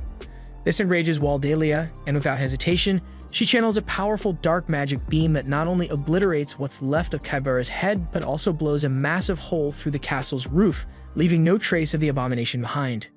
Tama and the others immediately brace for another fight, expecting Waldelia to turn on them. But Osamu, unbothered by the chaos, casually appears behind the demon princess and asks if she feels better after her revenge. Waldelia is taken back to see Osamu alive, especially after she was sure she had killed him. She briefly stares him down, but rather than attack, she simply retreats to her dragon with a chilling promise to kill him the next time they meet. As the night finally gives way to dawn, a few weeks pass and Osamu and his party prepare to leave the Beast Kingdom and continue their journey. But much to the group's dismay, Tama has decided to stay behind to help her father. Back at the castle, the king comes to a realization. Tama, with her wild spirit and thirst for adventure, is not cut out for the life of a princess. She can't sit still and is always seeking the next thrill. So he decides to let her go, freeing her to rejoin her friends on their journey. Tama rushes out, overjoyed, only to find Nurm struggling to drag Osamu's coffin, a cumbersome task that Nurm clearly isn't good at. Seeing her return, Nurm brightens up knowing she's there to help drive that ridiculous coffin into whatever wild adventure awaits them next. Our group finally arrives at a colossal tree, but despite Osamu's enthusiasm, his face tells a different story. This is the legendary World Tree, a holy symbol said to protect the nation and bless anyone who visits it, and nestled beside it is a quaint little village. Tama is dying to be the one to explain all of this, but Annette brushes her off like she's invisible. Annette suggests they stop by the village to pray for safe travels, but Tama isn't about to let that snub slide. Meanwhile, Osamu, with his usual dark humor, tells the girls to hurry up and drag his coffin, but everyone's in for a shock when they discover that the once peaceful village has turned into a chaotic casino town. The villagers, who once lived simple lives in harmony with nature, are now a rowdy bunch, stabbing each other over God knows what. Osamu, out of sedation pills and fresh out of hope, starts wondering if there's a good tree around to end his misery. He even has to be told to stop munching on pebbles because the others want to go to talk to the mayor. The mayor spills the tea. A few months ago, some otherworlders rolled into town, fascinated by the world tree, and decided to stay. They built the casino, attracting all sorts of lunatics otherworlders from every corner of the place. The mayor then shows them a withering leaf, explaining that ever since these otherworlders arrived, the world tree has been growing weaker by the day, and now it's beginning to wilt. The tree seems to be mourning the arrival of the otherworlders, so the mayor pleads with our heroes for their help. Osamu has a request of his own and asks the mayor if he can fill his container with sedation pills. But before anyone can answer, a stranger who overheard their conversation boldly declares that he will save the tree. He's another worlder named Yamada, so naturally our heroes brace themselves for a potential fight. Yamada insists he's not like the rest of the crazies, he genuinely wants to bring peace, so Anna is now eager to help Yamada save the world tree. But when she turns around, she realizes that Osamu has already disappeared. Osamu feels unusually light on his feet and notices his posture has straightened out. His mind and body are in peak condition, which he absolutely despises. Then as he wanders, he spots a cave with smoke billowing out, immediately assuming it's a den of iniquity. Rushing over, his suspicions are confirmed. It's a seedy, corrupt place. So Osamu asks if he can join the debauchery party, but before he can settle in, a mysterious girl appears, offering to take him somewhere even more fun. This fun turns out to be a bar, and the girl assumes Osamu's had one too many drinks. But Osamu, ever the drama king, explains that his life is so unbearably sad that he's trying to drink himself into death. The girl, unimpressed by his melodrama, explains that the cave is where people addicted to the world tree's pain-relieving leaves go to waste away. Then Osamu laments how the thought of his body becoming healthy keeps him up at night, so the girl offers to help him fall asleep, claiming all he needs to do is watch her dance. Osamu is skeptical about that, but she tells him to just watch, so he agrees. As she dances, Osamu finds himself lulled into a rare moment of peace, calling it a pleasant night. Meanwhile, Annette is losing her mind, wailing like a banshee as she frantically searches for Osamu. Her horror peaks when the girl from the bar, carrying a passed-out Osamu, shows up at the mayor's house. The mayor is immediately furious, recognizing the girl as Eshi, and scolds her for daring to come to his home. Eshi wishes Osamu a good night and leaves, but the mayor mutters about how she's just another soul ruined by her own choices. Eshi is infamous around the village, known as a witch with a dreadful reputation. She was the only one powerful enough to stand against the otherworlders when they started building the casino. But instead of fighting them, she opened a bar and started raking in cash by seducing fallen otherworlders with booze and dancing. The villagers despise her, labeling her a treacherous witch who sided with the enemy. Yamada, ever the self-righteous hero, decides that Eshi, just like the otherworlders, must face justice. The mayor is pleased with Yamada's resolve and eagerly begs him to save their town. The next day, Osamu heads out, but Anna tries to remind him that the battle against the otherworlders is about to kick off. Osamu, in his typical nonchalant fashion, replies that he never signed up for that nonsense in the first place. All he wants is the peace he finds at the bar. Annette, not one to give up easily, tries to stop him, but Yamada steps in, saying it's pointless because Osamu's already fallen under the witch's spell. Annette refuses to just let him go, but Yamada reassures her that once they fix the town, Osamu will snap out of it. At the bar, Osamu credits Eshi for helping him forget his troubled past, which finally allowed him to get some sleep. Eshi then warns him about getting too close to her, hinting that she might end up ruining him. But Osamu says that's exactly what he wants. They then toast to their misery, and Eshi begins to explain the legend of the world tree. According to her, when the spirit of the tree descends, all the weak and sick will be saved. She suggests that Osamu pray to the tree to ease his pain, but Osamu, with uncharacteristic insight, surprises her by revealing that he knows she's the one who truly needs saving. He tells her that her dancing was filled with sadness, leaving her speechless. Just then, a group of thugs barges in, ordering drinks like they own the place. One of the goons threatens another guy who lost all his money, telling him to get it back or he'll be making a donation of his kidneys. The thug then complains to his boss that the casino isn't raking in as much cash because fewer people are gambling, and he suggests they move the casino. But the boss dismisses the idea, saying they just need to lure in the villagers from across the nearby bridge. He'll be a piece of cake, just show them how much fun gambling can be and get them hooked on the world tree's leaves. Eshi, hearing this, reminds the boss of his promise not to mess with the villagers, insisting that only otherworlders were supposed to gamble. The boss shrugs it off, saying it's unavoidable now, and points out that she'll make a lot more money with the added customers. But Eshi, not caring about the cash fires back, reminding him that she paid him a hefty sum in protection money to keep his hands off the villagers across the bridge. The boss completely ignores her and orders his goon to start hooking some of the villagers on the leaves. So Eshi tries to stop him, but he coldly tosses her aside. Osamu then goes to Eshi and says, "Women like you shouldn't be called witch because you're actually an angel." Just then, the ground trembles and the thugs are shocked to discover that part of their casino has been destroyed. Yamada steps forward, telling the thugs that it's time to face justice, and he doesn't exclude the so-called witch. He gears up to deliver his judgment, but Osamu shows up, visibly annoyed that Yamada has ruined his peaceful day. Osamu can't stand self-righteous people like Yamada, and Yamada in turn calls Osamu a disgrace to the Otherworlders. He tells Osamu to think carefully about his next move, but Osamu just plops down uninterested. Osamu has never respected anyone who tries to lecture him, and he isn't the type to listen to a lecturer either. Determined to show Osamu what righteous behavior looks like, Yamada takes down all the thugs in one swift move, his power of judgment erupting like a force of nature.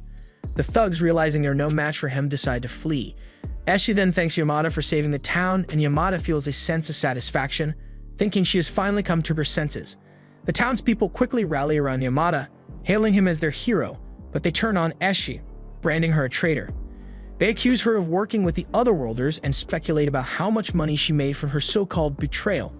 Yamada tries to defend her, insisting she's changed her ways, but the mob isn't convinced, and they demand that she leave the town immediately. That's when Osamu steps in, standing between Esh and the angry crowd. He boldly tells them that all people are worthless scum. The crowd thinks he's defending the witch, but Osamu explains that Eshi was the only one truly fighting to protect the town. Every night, she kept the thugs satisfied and under control, ensuring they didn't harm the villagers. Without her efforts, the thugs would have turned on the townsfolk long ago, so Osamu declares her the true savior of the town and shames everyone for throwing rocks at her. Despite his words, no one believes him, and Esh, with a resigned expression, tells the crowd it's okay. She apologizes as she leaves, and the townspeople celebrate, thinking they've successfully driven the witch out. But Yamada is horrified, realizing the gravity of what just happened. Osamu, who saw this coming all along, remarks that the line between righteousness and evil is a blurry one. Yamada, filled with doubt, wonders if it's all his fault, but Osamu simply replies that he doesn't know. All he knows is that this town willingly cast out its own protector. Our heroes then leave, and the mayor has another request for Yamada. The Otherworlders have made a killing selling the World Tree's leaves, so now they've decided to keep the business going and sell the leaves themselves. Yamada is horrified to hear this, but the mayor, unfazed, explains that the World Tree will eventually be revived and will bless them with even more.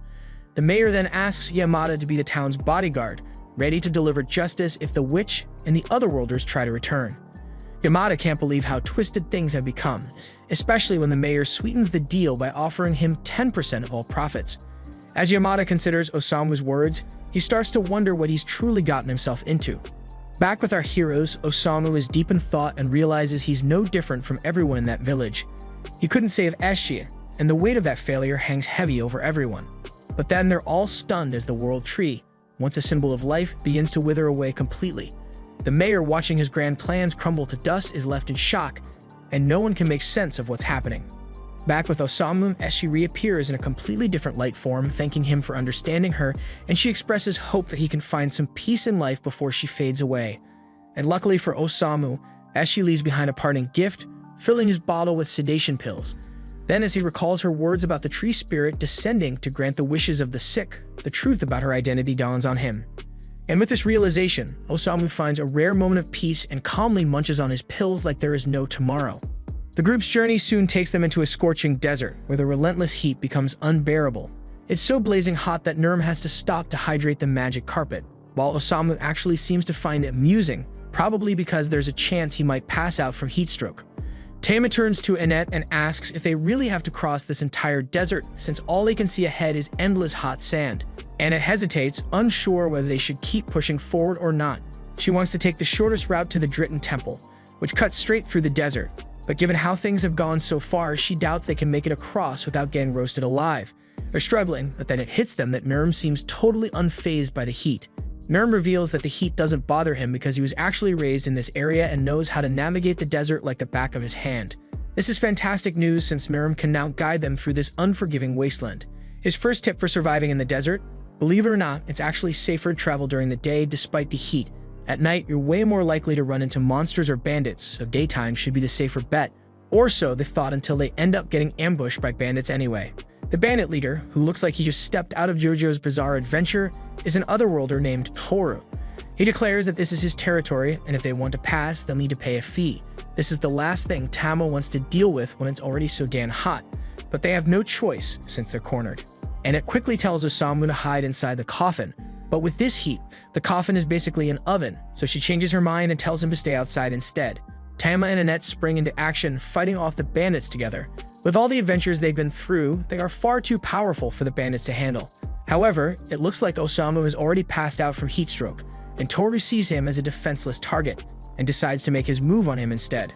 Merriman stands close to Osamu, ready to defend him from Toru, but he's still too scared to draw his sword. Toru stops in front of Merriman, taunts him, mocking the idea that someone who's clearly never held a sword thinks he can protect anyone. He reminds Nurm that wielding a sword means being prepared to die, and he's not above killing kids. Toru even threatens to use his scorpion venom to give Nurm a slow, painful death and asks if that's really what he wants. Nurm might not be ready for such a gruesome end, but Osamu definitely is. Osamu, half delirious from the heat, starts inching up Toru's scorpion, practically begging for that excruciatingly painful death. Toru's weirded out by Osamu's bizarre request, but assumes Osamu thinks he's bluffing about the poison. To prove he's not, Toru stabs Osamu with the scorpion, pumping him full of venom. Any normal person would be writhing in agony by now, but instead, the scorpion keels over and dies after injecting Osamu. Osamu, looking disappointed, mutters about still being alive, while Toru is left devastated over his dead scorpion. So Toru is now enraged and charges at Osamu, ready to make him pay. Nurm, still paralyzed with fear, doesn't draw his sword and just stands there as Toru moves in to smash Osamu's head. But just before he can, a beast's howl echoes through the desert. Toru's gang recognizes the sound of a desert wolf and knows they need to get out fast. So Toru reluctantly orders a retreat, swearing vengeance for his scorpion. With the danger gone, Annette starts healing the hole in Osamu's chest. But despite winning the battle, Nurm feels downcast, ashamed that he couldn't find the courage to fight when his friend needed him most. Tama steps over, trying to lift Nurm's spirits, saying it's not a big deal if he was too scared to act this time. He can just step up the next time they're in a fight. After Annette finishes healing Osamu, Nurm apologizes for not being able to protect him. Nurm is beating himself up, calling himself a coward, but Osamu steps in and reassures him, saying it's not his fault. No one starts out as a hero. People become stronger by facing their failures and pushing forward despite them. He tells Nurm not to be so hard on himself. Meanwhile, Annette is worried about the beastly sound they heard earlier and doesn't want to stick around, so she asks Nurm to lead the way. Feeling a bit more hopeful now that he can be useful, Nurm guides the group to the place where he grew up. They arrive at the Wasp Orphanage, and Nurm says they can stay the night there. As he walks inside, he spots 3 familiar faces he hasn't seen in a long time, and the kids are also overjoyed to see Nurm back after such a long time away. Kathy, the woman who raised Nurm, comes out and warmly welcomes him home. Then the group is treated to a hearty meal alongside the orphans. Nurm is thrilled to finally taste Kathy's cooking again, and today's meal is extra delicious since a generous stranger has been donating lots of ingredients to the orphanage lately. Kathy mentions she'd love to thank this kind person, but she has no clue who they are. One of the kids turns to Nurm and reminds him that he once promised he wouldn't come back to the orphanage until he had become a valiant hero, and they ask if he's managed to do that yet. Tama then watches closely to see how Nurm will respond after his stumble in the recent battle.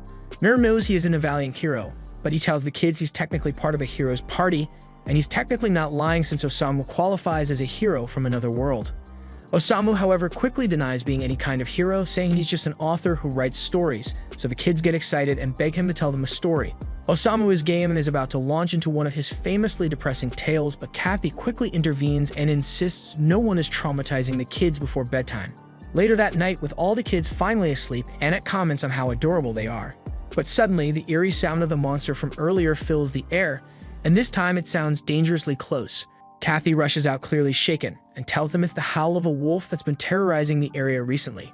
The sound of its howling nearly scares Kathy to death every night, so she worries sickly about the children's safety by locking the door and firmly warns everyone that if they want to make it through the night, they need to stay inside no matter what. Meanwhile, Osamu, being his usual unpredictable self, is out on a casual night stroll and stumbles upon the aftermath of a gruesome massacre. Now, if this were a horror movie, the smart move would be to turn around and pretend he never saw anything, but Osamu, thinking this might get interesting, decides to press on. Back at the orphanage, everyone seems to have fallen asleep, and nobody has noticed that Osamu is missing yet. Tama then, in her sleep, accidentally punches Nurm square in the face, jolting him awake. As he blinks in confusion, he spots a shadowy figure lurking outside the window.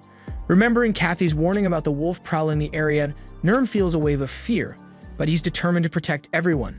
He grabs his sword and heads outside to check if anything's amiss. As he ventures out, Nurm bumps into a man carrying a basket of vegetables. At first, he thinks the guy might be a thief, but the man insists he wasn't doing anything shady, even if his face screams otherwise. Nurm quickly realizes that this must be the mysterious person who has been secretly delivering food to the orphanage. He asks the man why he doesn't just deliver it openly, mentioning that everyone would love to thank him. The man says he doesn't need any thanks, he's content just watching the kids' happy faces from the window, which is admittedly a bit creepy but also kind of sweet in a weird way. So seeing his intentions aren't bad, Nurm invites the man to come and sit with him. The man asks why he hasn't seen Nurm around the orphanage before today, so Nurm explains that he's been traveling, but he grew up here after his parents passed away when he was younger. He then points out the sword nearby, which once belonged to his father. Nurm shares his dream of becoming a hero worthy of wielding that sword, so that the other kids from the orphanage can be proud to have him as their big brother, even though he sometimes struggles to find the courage to pursue it. The man's eyes well up with tears at Nurm's story, and he tells Nurm he's a great kid. But Nurm just shakes his head, saying he doesn't think there's anything special about himself. To lift his spirits, the man asks if Nurm could share some stories about his travels so far. Nurm is happy to oblige, and they start swapping tales. All the while, Osamu lurks in the corner, scribbling notes because he finds Nurm's story quite compelling. Nurm and the man chat through the night, and as the sun rises, the man gets ready to leave, but before he goes, Nurm invites him to join them for breakfast, saying everyone would love to meet him. The man appreciates the offer, but insists that supporting them from the shadows is enough for him, and besides, he doesn't feel he deserves their thanks. Nurm then senses a bit of sadness in the man and wants to cheer him up, so he asks if he has some more free time to spend. The two head out into the desert, and with the man's keen sense of smell, they quickly track down an oasis. Together, they gather all sorts of crops for the orphanage. Meanwhile, back at the orphanage, Osamu has reached his limit with the kids' antics and decides to retreat back into his coffin to avoid them. Annette and Tama find this absolutely hilarious, but then they hear a noise outside, so they open the door and are stunned to see a pile of fresh food waiting on their doorstep. Later that day, Nurm is worn out from all the hard work he's been doing all morning, but he's feeling pretty good about himself for gathering so much food for the orphanage and spending time with the man. A bit later, Kathy bursts into the room with awful news. Nurm was expecting to hear about the mountain of food that had been delivered, but instead, she tells him that one of the kids, Nate, has been kidnapped by Toru's gang. Toru is right outside, threatening to hurt Nate badly unless the orphanage pays up. Tama is shocked that Toru would stoop so low as to hold a little kid hostage for ransom, but she assures Kathy that she, Annette, and Miriam will handle it, and that everyone else should stay inside where it's safe. The trio heads outside, and the moment Toru sees them, he orders his men to attack. Annette and Tama jump into the fray, fighting off the attackers, but they're struggling and could really use some backup. Meanwhile, Nurm is frozen in fear again, unable to move, but before he can become an easy target, the man from before shows up and pulls him to safety. Nurm is in tears, overwhelmed by his own cowardice, knowing Nate is in danger, but his body just won't respond. The man flashes back to a time when he too failed to protect someone he loved, and he's not about to let history repeat itself with Nurm. He turns to Nurm and tells him he will take care of everything from here on out. He confesses that he's an otherworlder and back on Earth, he lost someone dear to him because he was too weak. But here in this world, he finally has the power to protect what matters. The man then transforms, revealing that he is the very wolf everyone in the area has been fearing. And without hesitation, he launches himself at Toru and his gang. The moment they realize the wolf is upon them, Toru drops Nate and starts to run for his life. But the man now in his wolf form isn't about to let Toru get away so easily. Scum like Toru had robbed him of everything. So with his newfound strength, the man is ready to finally exact his revenge for a lifetime of suffering at the hands of people like Toru. Nurm understands the immense pain the man must have gone through, but he also realizes that if the man actually kills Toru, he will never be the kind person he once was. So Nurm finally musters the courage to draw his sword and steps in front of Toru to stop the man from delivering the killing blow. Toru tries to seize the moment to escape, but the man, driven by rage, continues his pursuit and destroys Toru's new Scorpion bike. Just as the man is about to finish Toru off, Nurm blocks his path again and drops his sword, appealing to the man's sense of humanity. This is enough to break through the man's bloodlust, and he snaps back to his senses, ashamed of how monstrous he had been acting. Nurm then extends a hand to the man, telling him it's okay, and they all head back into the orphanage to hear his story. The man reveals he had been alone for a long time, having lost his parents at a young age. But one day, a kind boy reached out to him and showed him the warmth of friendship. But those happy days were short-lived. The boy was cornered by bullies and beaten down. The man witnessed the whole thing but knew he was powerless to help, so he turned away and wheeled himself out of there, right when Truck-kun struck. Osamu's ability activates, and he comments that although he thinks the man acted cowardly, he is still kinder than most people. Even with the power of his gift, the man chose to use it to scare off evildoers rather than succumbing to the darkness. The man realizes he's being called back to Earth and expresses his gratitude, saying he's glad he got to meet everyone. Moments later, he vanishes and wakes up back on Earth, just as Truck-kun begins to leave. Looking up, he sees the kind boy coming over to check on him. Overwhelmed, he breaks down in tears, thankful to see his friend again. Back at the Demon Lord's castle, one of the 7 evil heroes learns that Keibara was slain during his attempt to take over Grun, and another of their number, Sengoku, is struggling in the desert against the dwarven strongholds. They had made the mistake of underestimating the dwarves' allies from Hellshin, and he begrudgingly admits that the so-called Wizard of Hurricanes is truly a force to be reckoned with. We cut to the desert, where a bloody battle is raging and the dwarven forces are fighting fiercely. The priests are present to lend their support, but Wolf seems more concerned with the fact that he's out of booze. Isha, exasperated, asks him how he can think of drinking at a time like this, but Wolf dismisses her concerns, telling her to stop being so uptight. Isha grabs him by the collar, reminding him that he is supposed to be in charge of this nation and should act like it. But Wolf corrects her, saying he never agreed to be the leader. The people had decided to make him their leader, even though he's just a priest, and now he's expected to fight a fallen hero. As the fallen hero's army launches a full-scale attack, Isha pleads with Wolf to do something before the city is destroyed. Wolf reluctantly agrees and asks the dwarf general Durain to help lure the enemy to the east as part of a plan, but Durain dismisses Wolf, declaring he has no intention of following orders, and instead charges at the enemy head-on with his axe. But despite his defiance, Durain still ends up luring the lizardman to the east, just as Wolf had requested. With the lizardman drawn away, Wolf instructs Isha to stand back, warning her that he's going to have to get serious with his magic. With the main enemy force now isolated, he summons a magic circle beneath their feet and conjures a massive hurricane that shreds them to pieces, so the brutal attack forces the fallen hero to retreat with his remaining troops. Wolf turns to Isha with a calm smile and tells her they won the battle for today. But as Wolf begins to walk away, Isha's eyes widen as she spots a figure floating inside the swirling hurricane. So she stares in shock, realizing that it's Osamu caught in the magical storm. After everyone returns to the city, a party is held to celebrate their victory against the fallen hero. Durain is given a seat of honor for his great contributions to the battle, and Wolf also has a seat of honor. Taking his place, Wolf thanks all the dwarves for their hard work, especially Durain. Durain acknowledges that Wolf did a good job as well, even if he is an elf. But despite their differences, the two seem to share a mutual respect, and the celebration continues. In the background, Tama and Miram are seen stuffing their faces with as much food as they can, while Isha watches them with a smile. She hadn't expected to run into Annette and the others anytime soon, so she's surprised to see them here. Annette explains that her group got lost in the desert, and before they knew it, Osamu had been swept up in a sand hurricane. Isha asks how Osamu is doing, and Annette assures her that he's fine. He only suffered minor injuries because he was mostly protected inside his coffin, though Osamu doesn't think of it as a blessing since he ended up surviving because of it. And to make matters worse, his precious coffin was destroyed, but Annette promises to buy him a new one as soon as she can. Wolf then approaches to apologize to Osamu for accidentally catching him in his hurricane and nearly killing him, but Osamu is more annoyed that Wolf couldn't finish the job properly. Meanwhile, it turns out Wolf has a familiar of his own, and Melos is completely smitten with it. Wolf asks Osamu to forgive his mistake, reminding him that they are in the middle of a war, but Osamu and the others seem confused, having no idea a war is even happening, so Isha offers to explain the situation. She informs them that their nation is currently under attack by one of the 7 fallen heroes, and as soon as Tama hears about the fallen hero, she proudly declares that she was the one who defeated the fallen hero who attacked Grun. Wolf has a hard time believing that Tama actually managed to pull off something like defeating a fallen hero, which ticks her off. She insists that her party is strong and shouldn't be underestimated. To back her claim, she mentions that Osamu has the ability to send otherworlders back to their original worlds. Wolf, however, is unfazed, saying he already heard about it during a church meeting, and in his opinion, such an ability is unnecessary. No matter what powers the otherworlders possess, Wolf is confident he can outclass them with his magic, so he tells them he doesn't need their interference and to leave the fallen heroes to him. As he walks away, Tama mutters, asking if Wolf is really strong enough to justify being such a jerk. Isha, however, confirms that Wolf actually is that powerful, and he's known as the Wizard of Storms, one of the strongest mages in the entire world. Even the fallen heroes would struggle to withstand his incredible magic. Meanwhile, back at the Demon Lord's castle, the Dark Knight returns, much to the surprise of the other evil heroes who never expected him to be forced into retreat.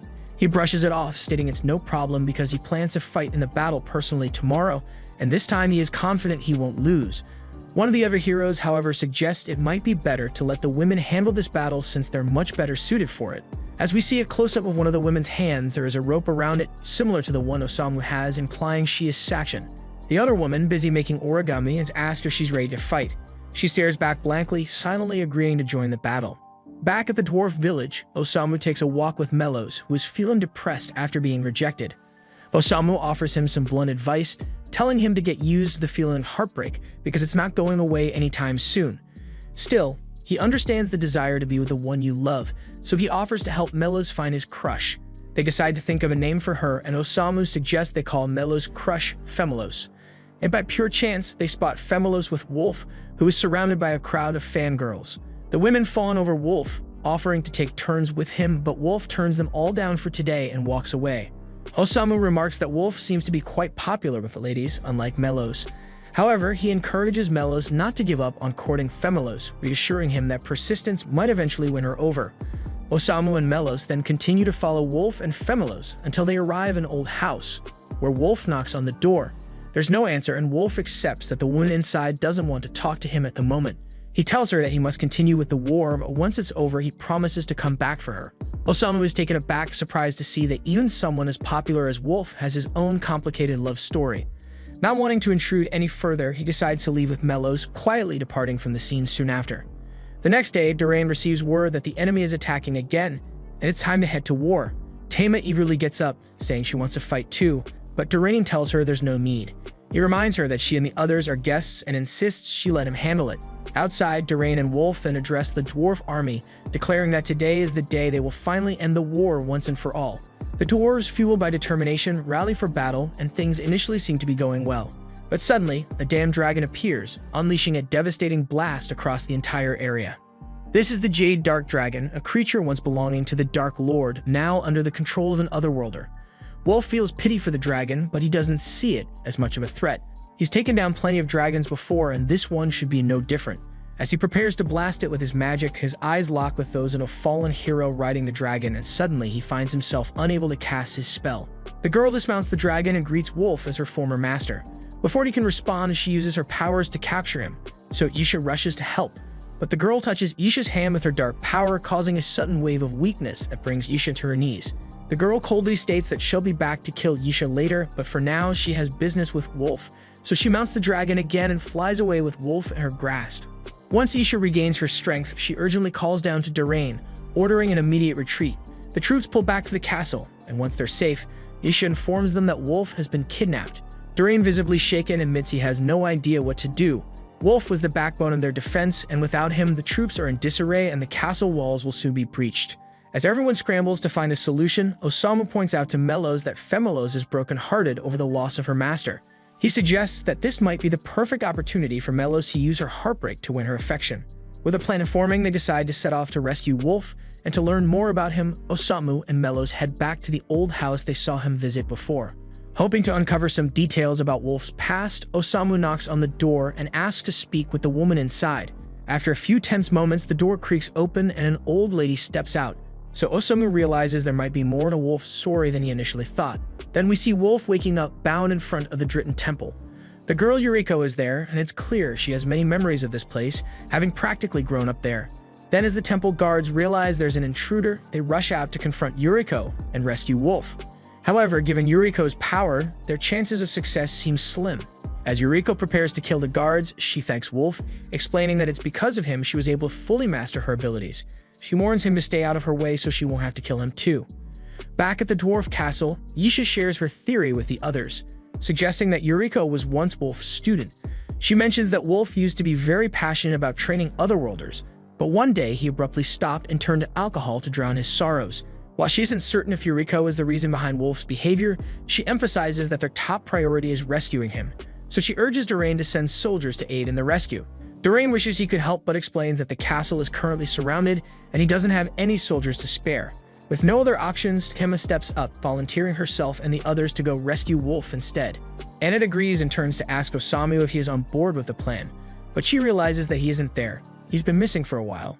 Just then, Osamu walks into the room carrying the old lady they met earlier, causing quite a stir. Annette is visibly upset, tears in her eyes because Osamu has never carried her like that before. By the next morning, the team is ready to depart for the Dritten Temple to rescue Wolf. Doreen apologizes for not being able to send any soldiers with them, but Tama reassures him, saying it's fine since he crafted new equipment for everyone. However, Osamu grumbles that the gear he ordered hasn't arrived yet, and he is far from a satisfied customer. Then Doreen tries to explain that Osamu's request was very complex and will take longer to complete, but Osamu dismissively tells him to hurry up and get it done. Isha steps in, reminding everyone that they need to get moving since Wolf's life is still in danger. But there's still the question of how they're going to reach the Dritten Temple, all the way on the other side of the desert without exhausting themselves. Just then, they hear a voice coming from beneath the sand, and it's Toru. Tama assumes Toru is here to pick a fight again, but he quickly assures her that he isn't looking for trouble.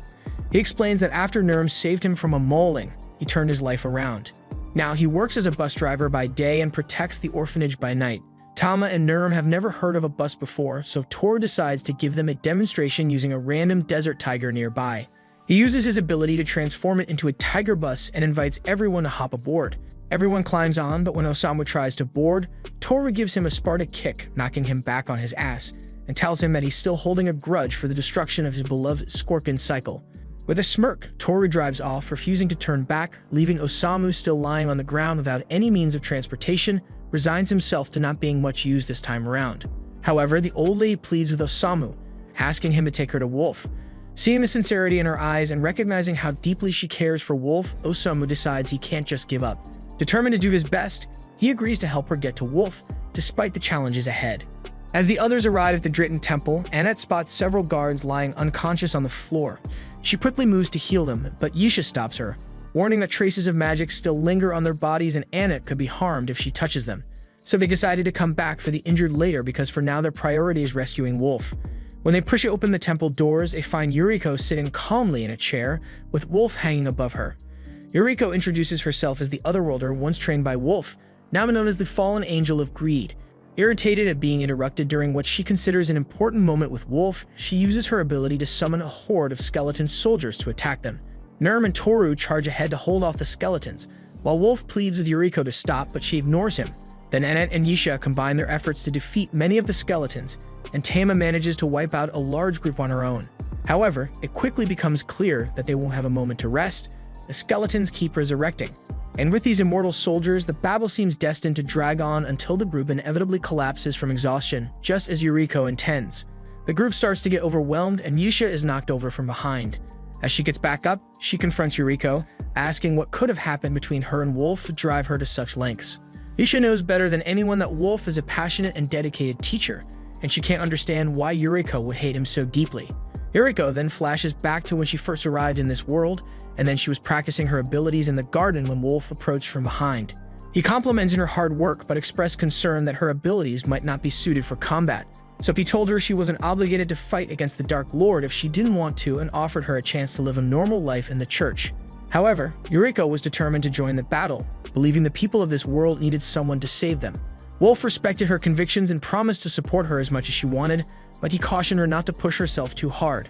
Yuriko then admits that Wolf was an incredible teacher, and she cherished every moment of their training. But then one day another hero was summoned, a natural prodigy.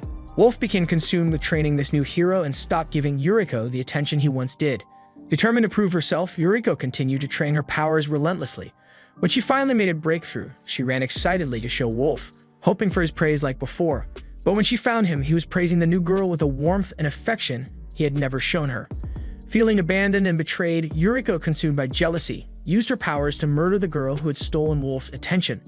That day, her powers truly awakened, unlocking a strength she would never have had if those events hadn't occurred. Yuriko then recalls her skeleton soldiers, admitting she knows it was wrong to kill an innocent girl out of her own feelings. But she believes that having committed such a heinous act, she no longer has the right to call herself human. Now all she desires is for everyone to die. With this declaration, she summons her most powerful creature, preparing to unleash it to slay everyone in the room. However, at the last second, Osamu bursts into the room, crashing through on his new turbo-engine coffin.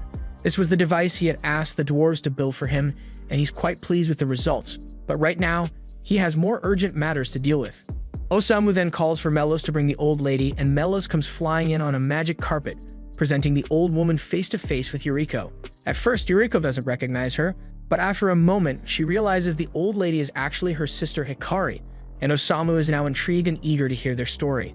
The others also are shocked to learn that Yuriko and the old lady are sisters, so Osamu explains that Hikari had told him about their childhood on the way over.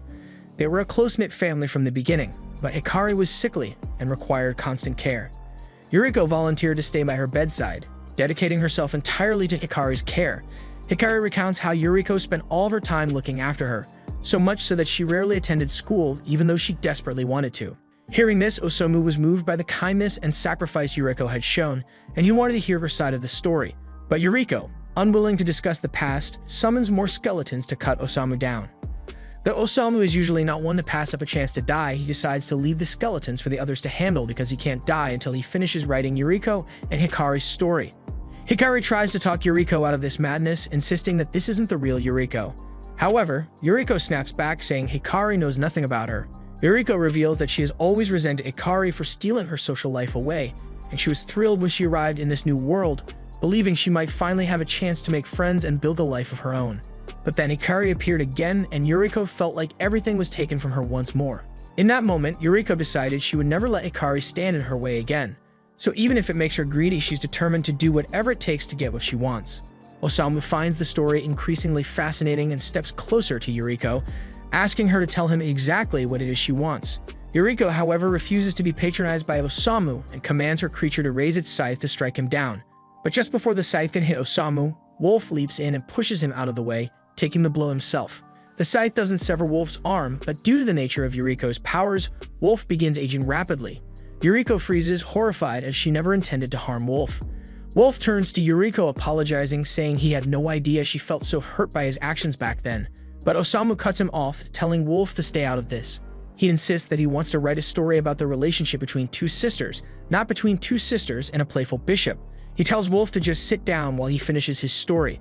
Then Osamu turns to Yuriko again and asks her once more what it is that she truly wants. Yuriko tries to fend him off by summoning two skeleton soldiers, but even as they strike Osamu, he is undeterred. He puts his hand on the wall, staring intently into her eyes, and asks again what she really wants. Osamu's unwavering gaze causes Yuriko to calm down, and she takes a moment to truly consider what she wants. She flashes back to the opening ceremony of her high school, where all the girls were being escorted by their fathers.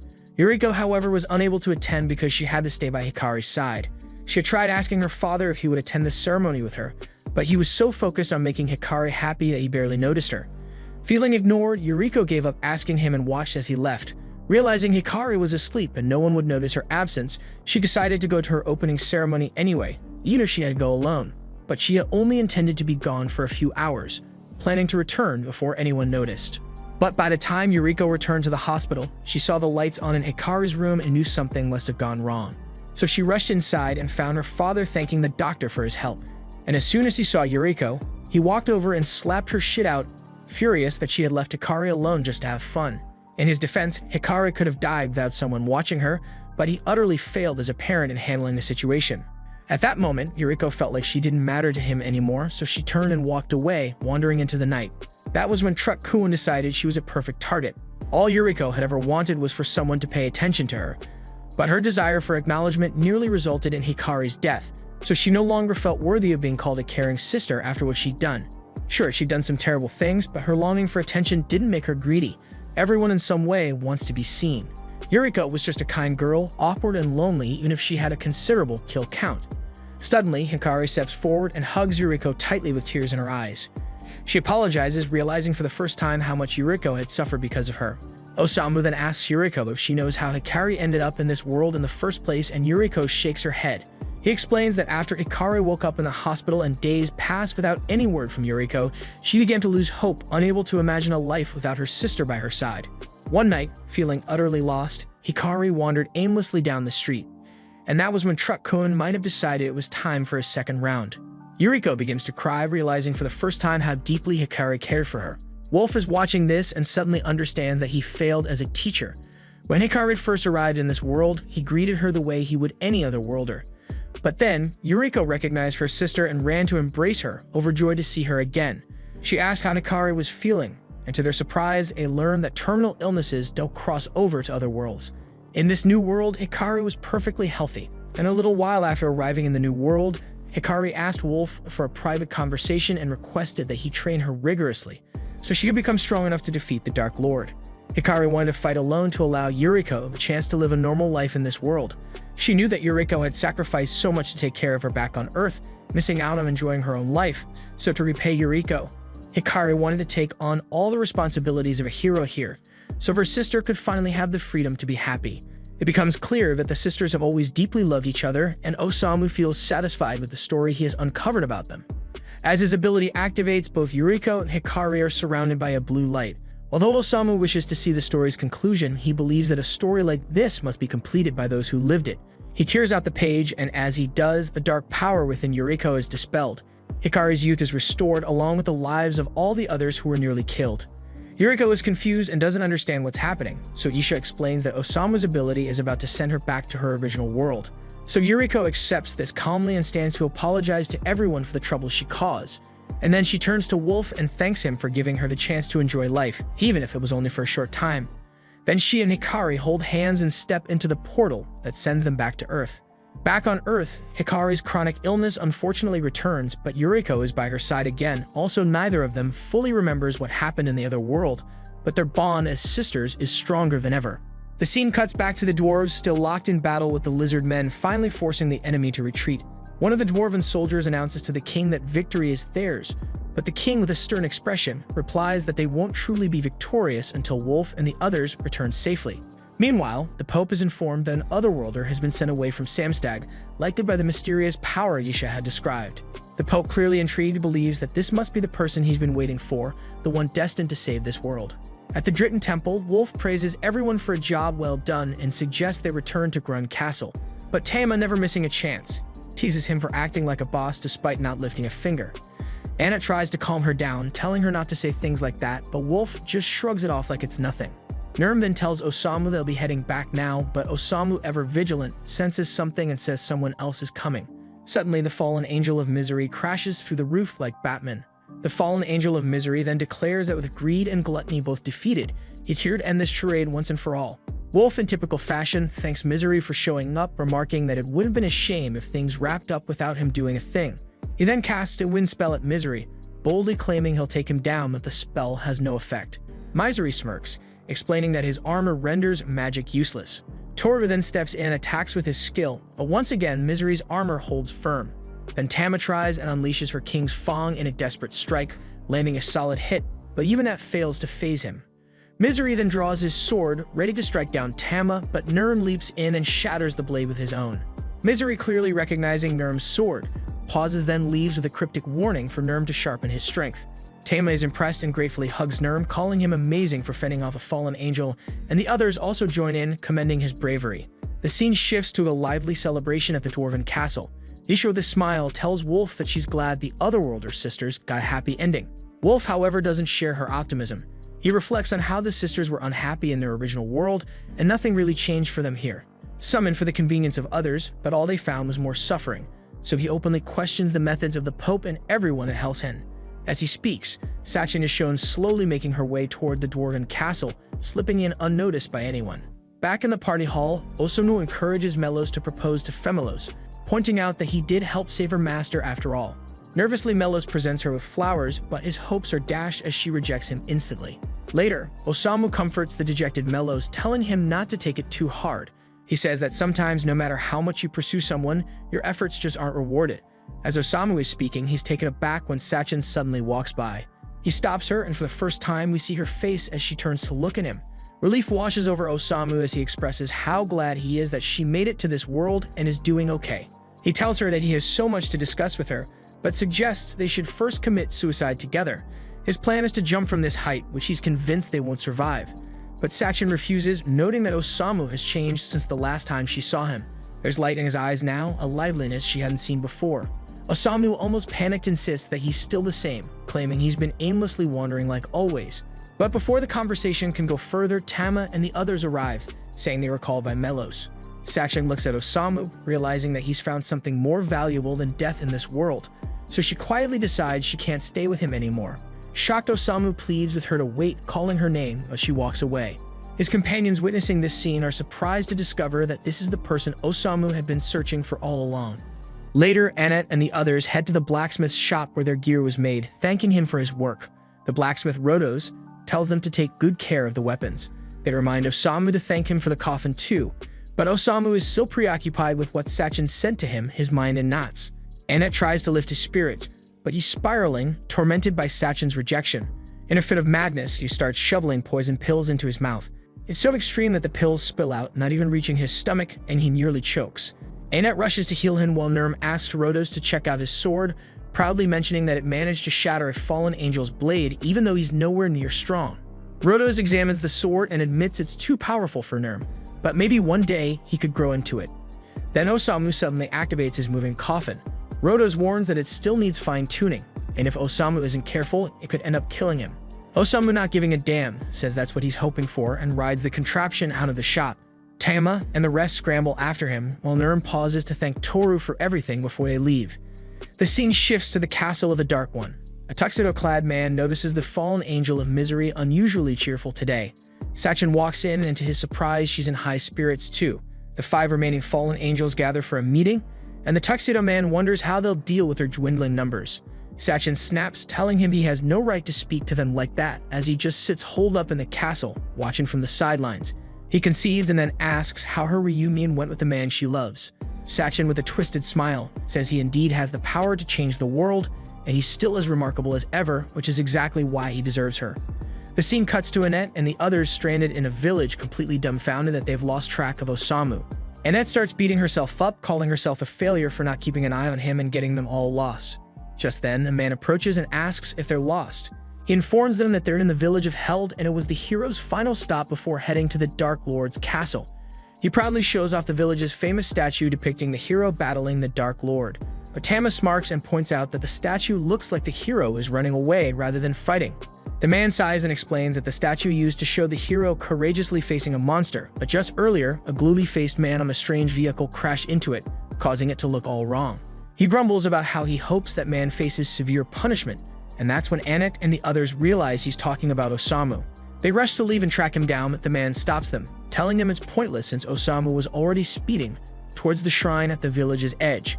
He goes on to explain that the shrine is the only passage to Orange, the forbidden land where the Fairy Queen resides. Hearing this, Tama and Nurm exchange worried glances, wondering if Osamu is in trouble, but the man reassures them, saying that no one can enter Orange without first passing the trials. Meanwhile, we see Osamu already inside a cave, hearing a voice in his head asking if he's seeking the Fairy Queen's protection and wishing him luck on the trials ahead. Osamu, visibly irritated, dislikes the voice in his mind and retreats inside his coffin for some rest, his vehicle moving forward on its own. Soon enough, he encounters the first challenge, the test of strength, conducted by a massive monster. Without even hesitating, Osamu runs the creature over with his vehicle. Then he does the same thing to the monster, conducting the test of intelligence, and the one conducting the test of spirit. Back in the village, the man explains to Annette and the others that to enter Orange, one must pass all 3 tests. So far, the only person to ever do so was the hero, who received the Fairy Queen's blessing. He adds that they should just wait here, as the man they're looking for will eventually return. Annette, however, can't help but wonder what would happen if Osamu somehow manages to pass the trials. But Tama and Nurm, with complete confidence, dismiss the idea, saying there's absolutely no way that's going to happen. Osamu's vehicle finally screeches to a stop inside the cave, only to be yanked into a spatial wormhole.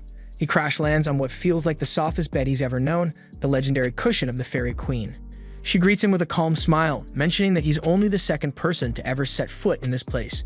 Looking around, he wonders if maybe, just maybe, he's finally dead this time. But his peace is interrupted as the fairy twins, Solulu and Alulu, pop up welcoming him to Orange, the land of the fairies. They point out that he's now in the presence of the Fairy Queen herself. Solulu, visibly irritated, asks how long Osamu plans to sit on the Queen's melon, an obvious jab, but Osamu stays put, not caring one bit. Solulu gets pissed, but the Queen cools her down with a wave of her hand. The Queen, introducing herself as Oberus, explains that she grants protection to those who make it to this sacred place. She continues, saying the fairies long for peace in this world, and it's now this job to accept her blessing and help make that wish a reality. But before granting her protection, she asks Osamu what he thinks is necessary to save the world: trust in others or absolute power. Osamu, dead inside, couldn't care less about these grand choices. He flatly states that the person he trusted has left him, and now all he wants is to die. Solulu, fuming, demands he pick one of the damn options, but Osamu just shrugs her off. He's had enough of this whole saving the world thing. He flops back down on the Queen's legendary cushion, muttering that after losing his soulmate Sakshan, world peace doesn't mean a damn thing to him anymore. Solulu glares at him, convinced there's something seriously off with this guy. Elulu, equally baffled, tells the Queen they might have picked the wrong person. But Oberus, remaining composed, points out that Osamu carries the protection of Eshi, the spirit of the world tree. Solulu is flabbergasted. How could such a pathetic man hold such a powerful blessing? Ober is puzzled and questions why an earnest spirit like Eshi would choose a man like Osamu. She asks what blessing Eshi granted him, and he casually replies, infinite poison pills. The Queen, still baffled, struggles to understand why Eshi would offer such a gift to someone like him. Solulu, clearly fed up, suggests they just send this good-for-nothing back right away.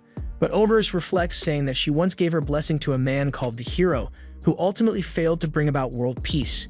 Now Zauberberg has plunged into deeper chaos. Elves in the north have rebranded themselves as Helsin, watching the world from afar while 7 fallen humans have defeated the ruler of Dragonkand. On top of that, countless otherworlders have entered the fray, blurring the lines between good and evil.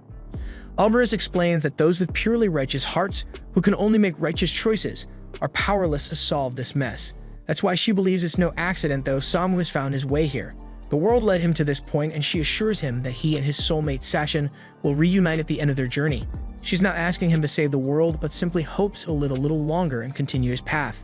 Osamu, surprised by her words, wonders if Oberus is trying to cheer him up. He thanks her, calling her a kind woman. Oberus then gives him a whistle, explaining that it can summon fairies to aid him if he ever finds himself in trouble. With that, she bids him farewell and teleports him away. After he's gone, the fairy twins are left scratching their heads, remarking how strange that man was and wondering why their queen offered him their strength in the first place. Back at the village of Held, Annette waits anxiously for Osamu's return. Tama tries to reassure her, saying that Osamu will be back soon. Miriam, however, wonders aloud if Osamu will even continue traveling with them once he returns, and Annette insists that he will. Just then, Osamu crashes down from the sky, knocking over the hero's statue once again. Everyone rushes to check on him, and Osamu apologizes for making them worry. The man from earlier, now in complete disbelief, laments that the statue has never been in worse shape. Osamu pulls out a whistle he just acquired and blows it, summoning Solulu. Solulu, utterly confused, appears and asks what's going on, so Osamu asks her to fix the statue. She protests, wondering why in the world she has to do that. Just then, a portal opens and Oberus contacts her, explaining that when the Queen said the fairies would lend their strength to Osamu, she was specifically referring to Solulu helping him out. Realizing she has no choice, Solulu reluctantly fixes the statue. Meanwhile, back at the Dwarven Castle, we see Yisha seething with anger over the fact that Osamu and the others left without even saying goodbye. Wolf is amused and comments that she's starting to sound just like them. Yisha then recalls that Wolf was supposed to present Osamu to the Pope, but Wolf brushes it off, saying it's fine and admitting that it was wrong of them to interfere with Osamu's mission in the first place. The scene then shifts to the Pope, deep in thought. He contemplates the idea that the world is expecting something from Osamu. Whether it's peace or chaos, he can't quite tell. The Fairy Queen also confirms that the fate of the world has indeed been placed in Osamu's hands and that of his party. Then the final shot shows Osamu's group continuing their journey, uncertain of what lies ahead.